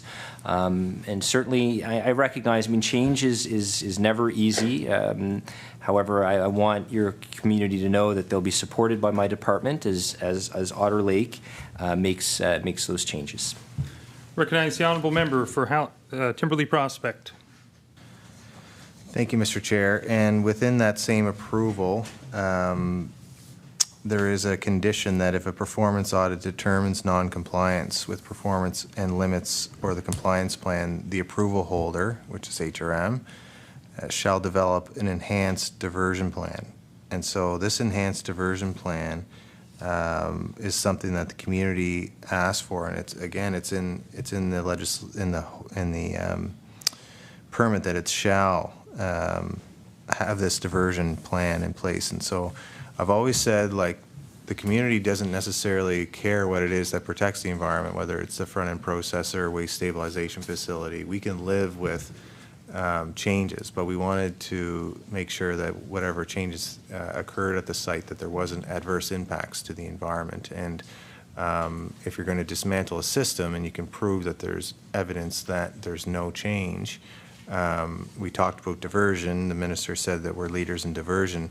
We're all for other ways to divert material in, but we have now successive performance audits. In August, the performance audit exceeded 12% of organics going in, and I think this isn't minor in 2023 when we're talking about trying to keep organics out of landfills. I know some of your colleagues that represent the Sackville area, and the whole reason why we had such problems there was the substantial amount of unsorted organics going in. Yes, clear bags and stuff helped. Less people put that in their trash. They source separate, which is the cheapest way to keep it out. But we still have a black bag that everybody knows that everyone has opportunity to put whatever they want in there. And we no longer have people at the HRM site for all of HRM residential waste that opens that bag up. And so organics are going in. Organics are proven to be going in based on this audit. And so I wonder why the department has thus far not approved or demanded that we have an enhanced diversion plan submitted to the department within 6 months of the non-compliant performance audit, given that there's a non-compliant performance audit.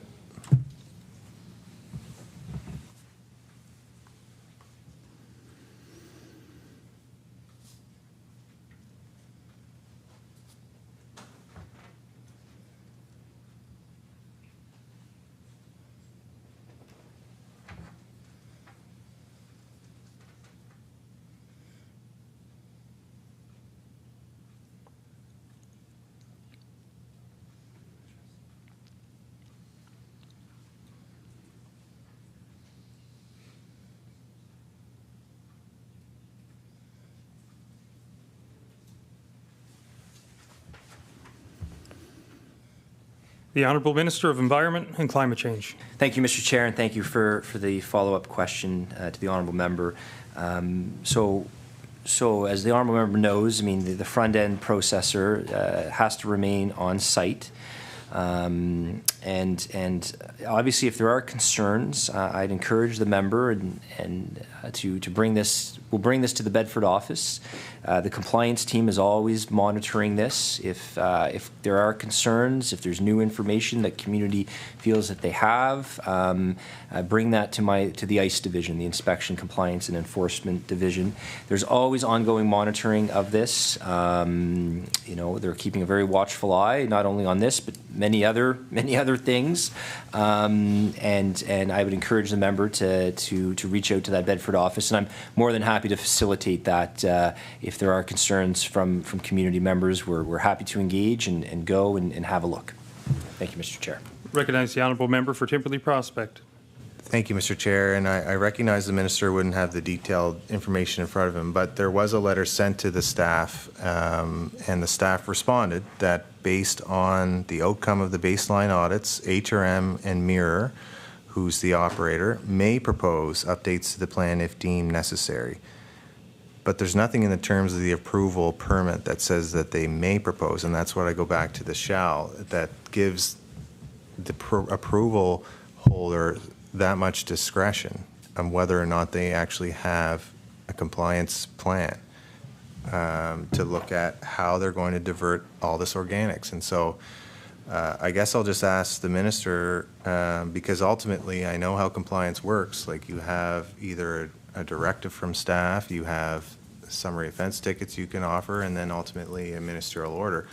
How many audits that will be deemed non-compliant will it take for the minister to actually enforce what is actually in the permit? And again, this is something that is not minor, because the community has to endure a dismantling of what is an environmental protection, or has always been said to be an environmental protection from HRM Council and from the operator. At one point, the operator was even fighting to keep it in place when it was in their own financial interest. But now we have both HRM and Mirror not wanting to operate these facilities, and whether or not the facilities are operating is besides the point. We don't want, to the extent possible, materials that are banned buried in the ground, organics, things that smell, things that draw rodents, things that impact potential groundwater. So what would it take for the minister to intervene for a ministerial order to bring the performance audit to his desk to assess, to see if there's another plan, and follow what's in the permit, which says that there should be a revised, enhanced diversion plan in place if there is non-compliance within 6 months of the non-compliant performance audit. So we now have 2 in a row.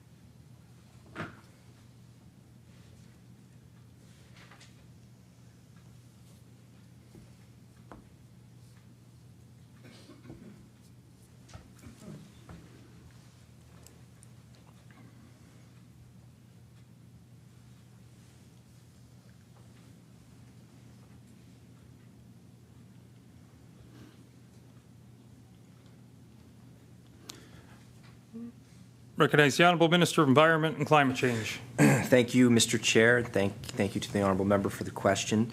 As always, if there are concerns, I encourage the member to bring that forward to my team. I want to assure the honourable member that there is always careful due diligence taking place with these matters. And as the honourable member knows, having sat in the chair as Environment and Climate Change Minister, I mean, all decisions are based on facts and evidence. The honourable member knows that there's a compliance plan that's being enforced, and staff will continue to monitor that.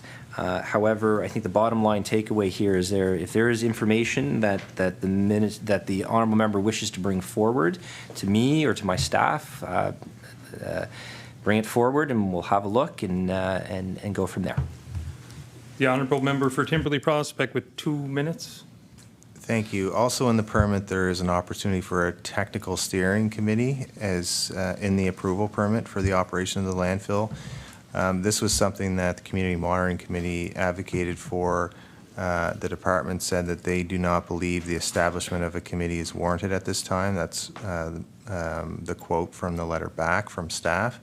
I don't see any reason, unless there's something that the operator doesn't want community to see, to have someone from the Community Monitoring Committee to be able to be a part of a technical steering committee together with the owner, the operator, with HRM as the owner of the landfill as part of the permit. And I'm wondering if the minister will have a discussion with staff to reconsider this current position in the framework of being transparent, given the significant change at the landfill.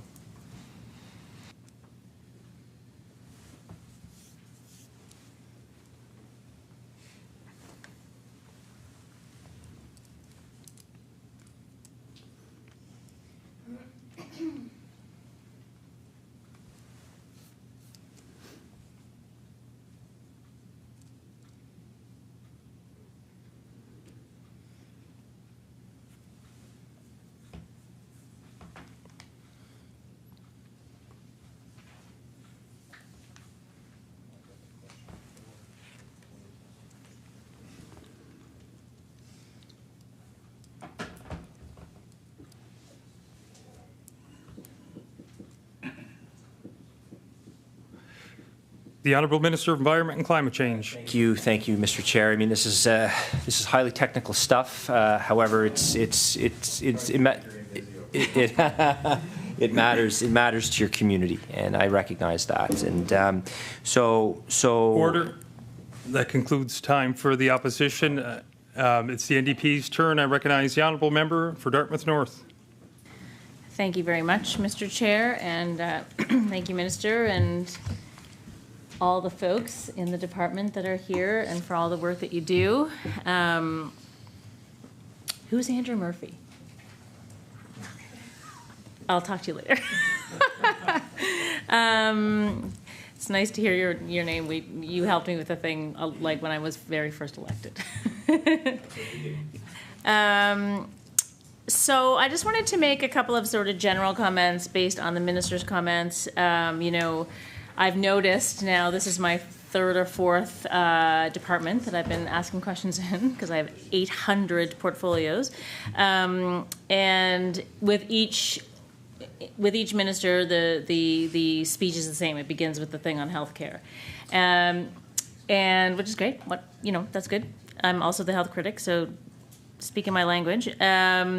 But I just wanted to talk a little bit about the connection between health, housing, and environment, because those three things are absolutely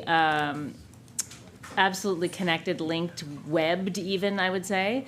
And so, and sort of all of those things, in fact, at a constituency level, are particularly concerning and worrying for me. But also, I feel like there's a lot that could be done in those, as an inner city riding, and then someone from, the countryside. I think that I'm going to ask a few questions about that. So, the minister said the government's focus on health is quite broad, which is great to hear, because obviously climate change is having a significant impact on health, both physical and mental.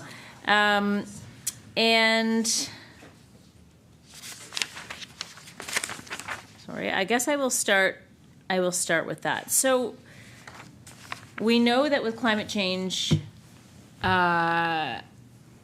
we know that climate change mitigation is obviously very important, but the adaptation part is going to be important too, because we know we already are experiencing the effects of global warming. So what conversation is the minister having with the Minister of Health, for instance?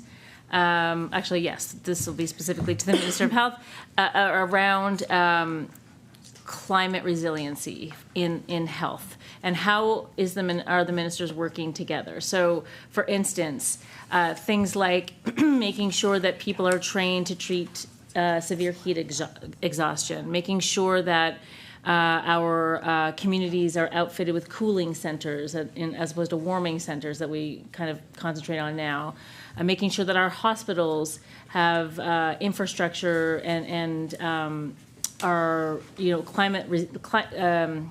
storm resilient, and blackout resilient, not just like weather storms, but the idea that we could have brownouts or blackouts on our power grids, that kind of thing. Can you talk about any conversations you're having?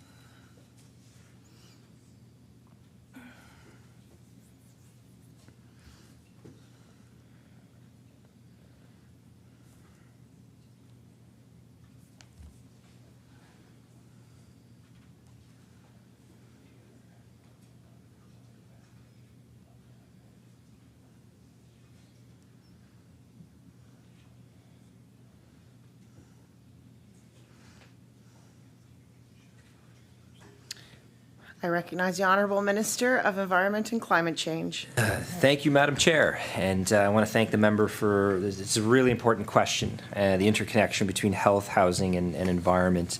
The Nova Scotia Climate Plan was not developed in isolation in any way, shape, or form. Rather, it was the work of some of our talented, amazing civil servants working cross-departmentally. And the end products, of course, being the risk assessment and the climate plan. A lot of cross-departmental work went into that.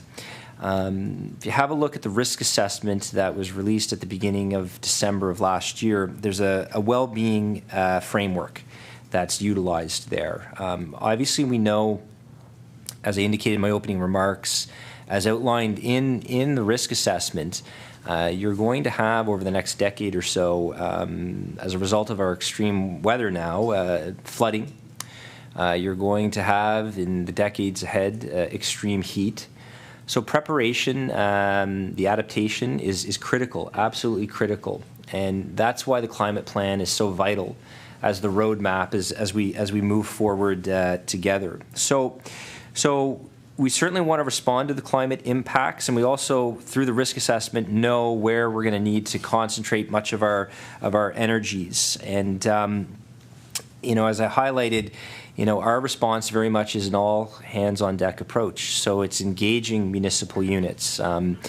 Staff at my department is constantly interacting with the the climate leads that are in different municipal units, whether it's in Chester, whether it's in Digby, whether it's in Bridgewater, whether it's here in Halifax, with Halifax.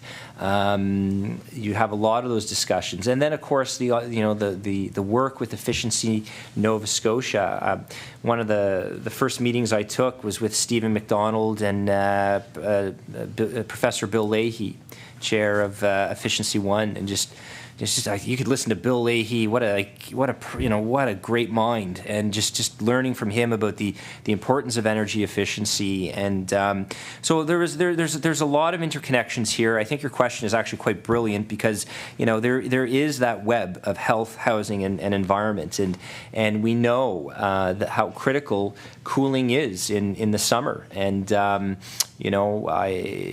can remember, as growing up in Cole Harbour in the 1980s, and relatives from Montreal or Ontario coming to visit, and they were just floored, absolutely floored that you didn't have air conditioning, right?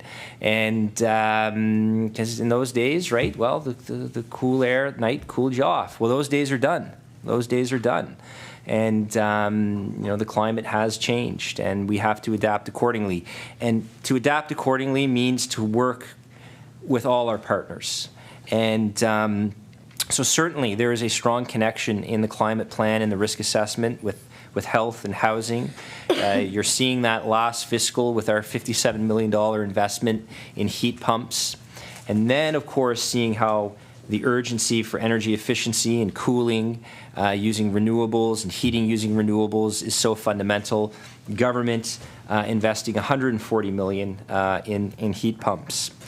And along with that, the investment of $20 million that was made for the Nova Scotia Crown Share Legacy Trust to work to help us preserve more land. That's a real game changer for a lot of folks, because we know that interconnection of how important it is to be out in nature. Nova Scotians very much are an outdoor peoples, and I think we appreciated that very much during COVID, during the lockdowns. So I want to assure the member that that as policy decisions are made, there is a lot of discussions among departments. The Minister of Natural Resources and Renewables is responsible. I'm primarily responsible for AGCRA and the climate plan, but the action-oriented items very much fall over to natural resources and renewables.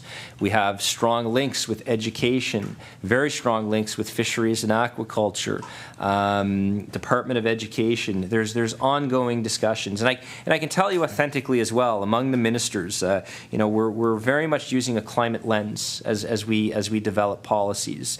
If decision X is made, well, let's make sure we understand the climate implications, the energy efficiency implications, and we know how fundamental that is for human health. So absolutely, and the two key documents to illustrate that link between health, housing, environment is definitely the risk assessment, and it's most definitely the climate plan.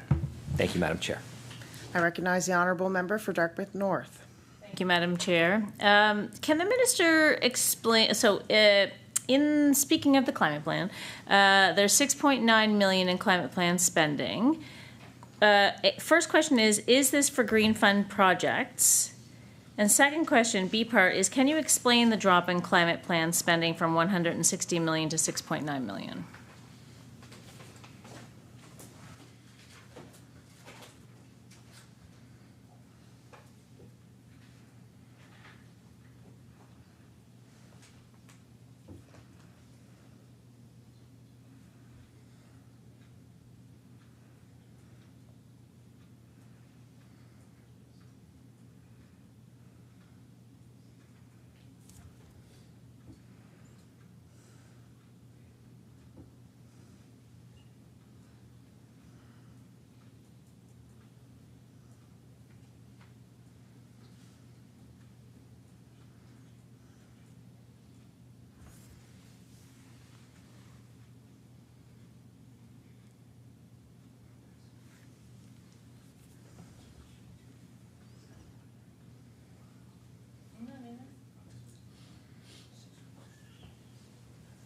we can write an entire speech on a recipe card. Order. Let's get it down a bit. A little bit.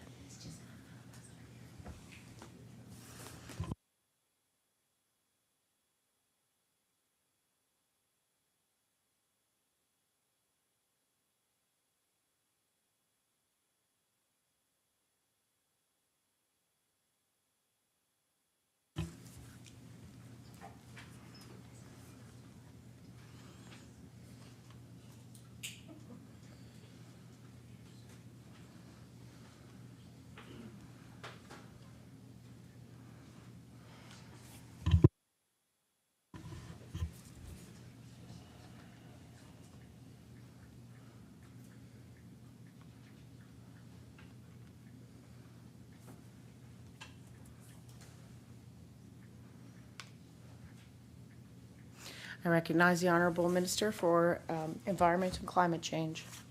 Thank you, Madam Chair. I appreciate the question from the member, a very important question. So with respect to the 6.9 million, so you had 140 million from general revenue that was for the off-oil, and this was not in the forecast, correct? And it was in the forecast. And then the 7 million is the environment portion of the climate plan. So in summary, in addition to the 7 million climate plan allocation, the Green Fund will allocate 34.4 million towards the climate plan initiatives, and this is going to total 41.4 million for 2023-2024. And as I indicated before, government has also invested 193 million in the climate plan initiatives during 22-2023, and that was the first year of the climate plan. Thank you, Madam Chair. I recognize the Honorable Member for Dartmouth North. Thank you. So just to be clear, so that 160 million drop, that's because that was the oil, the get whatever that what you just said, off oil thing from. Oh, okay. No, that's not what I thought you meant. Okay, so okay, so clarify then my understanding. So we see 6.9 million in climate plan spending in the environment budget. So there's 34.4 million somewhere else and 193 somewhere else in other budgets that are to do with the climate plan. Is that what you're saying?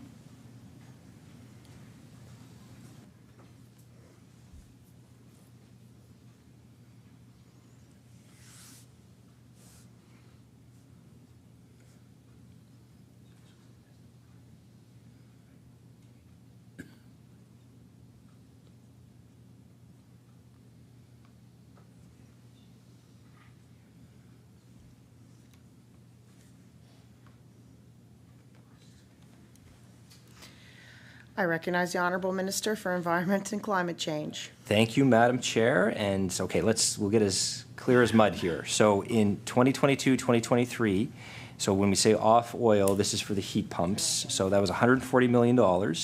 And then Green Fund revenues, we spent 53 million.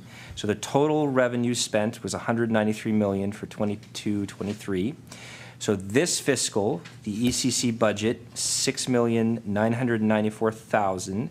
Green Fund revenue will be 34,400,000. So our total revenues for 23-24, 41,394,000. The 2-year total for is 234,394,000. I recognize the Honorable Member for Dartmouth North.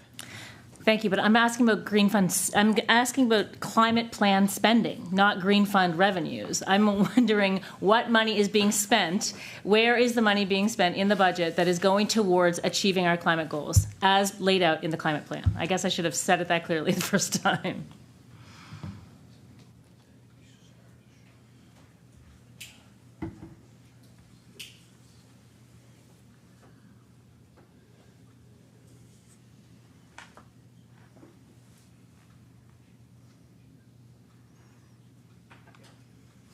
I'd like to recognize the Honorable Member or Honorable Minister for Environment and Climate Change. Thank you, Madam Chair. So the 41.4 million is 100% climate plan. I'd like to you're talking about that?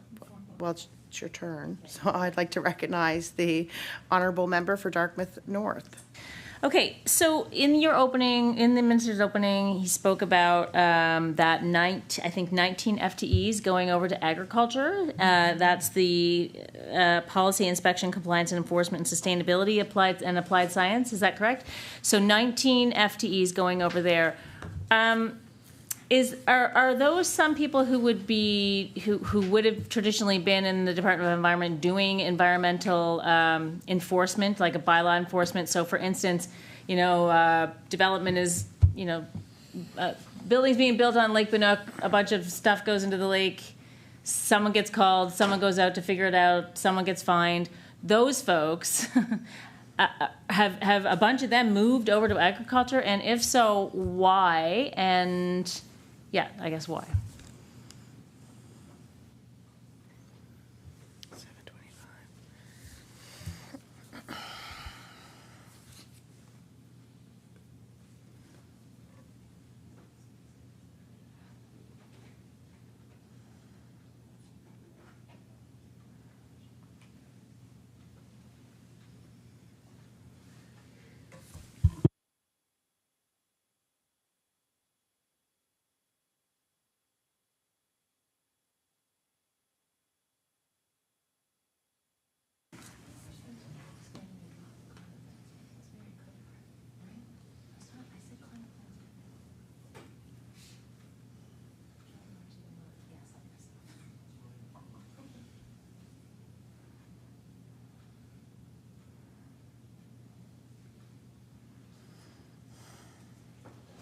I recognize the Honorable Minister of Environment and Climate Change. Thank you, Madam Chair, and I want to thank the member for this very important question. So just allow me a moment to clarify. So in terms of our environmental inspections, compliance, there's no diminishment whatsoever in terms of that.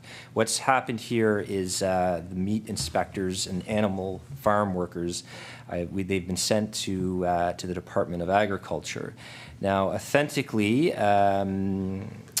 when I was first appointed to this position, I quickly discovered just the multitude of things I was responsible for at the time in the fall of 2021, responsible for the border, for COVID compliance, responsible for the conservation officers, responsible for meat inspectors. I can remember taking a phone call from an irate resident about farm inspection. I'm a Dartmouth guy. Order. Order. It is now 7:25. That concludes the subcommittee's consideration of estimates for today. The subcommittee will resume consideration when the House again resolves into a committee of the whole on supply. Please return to your seats in the legislative chamber. The committee of the whole must rise and report before the House concludes its business for the day. Adjourned.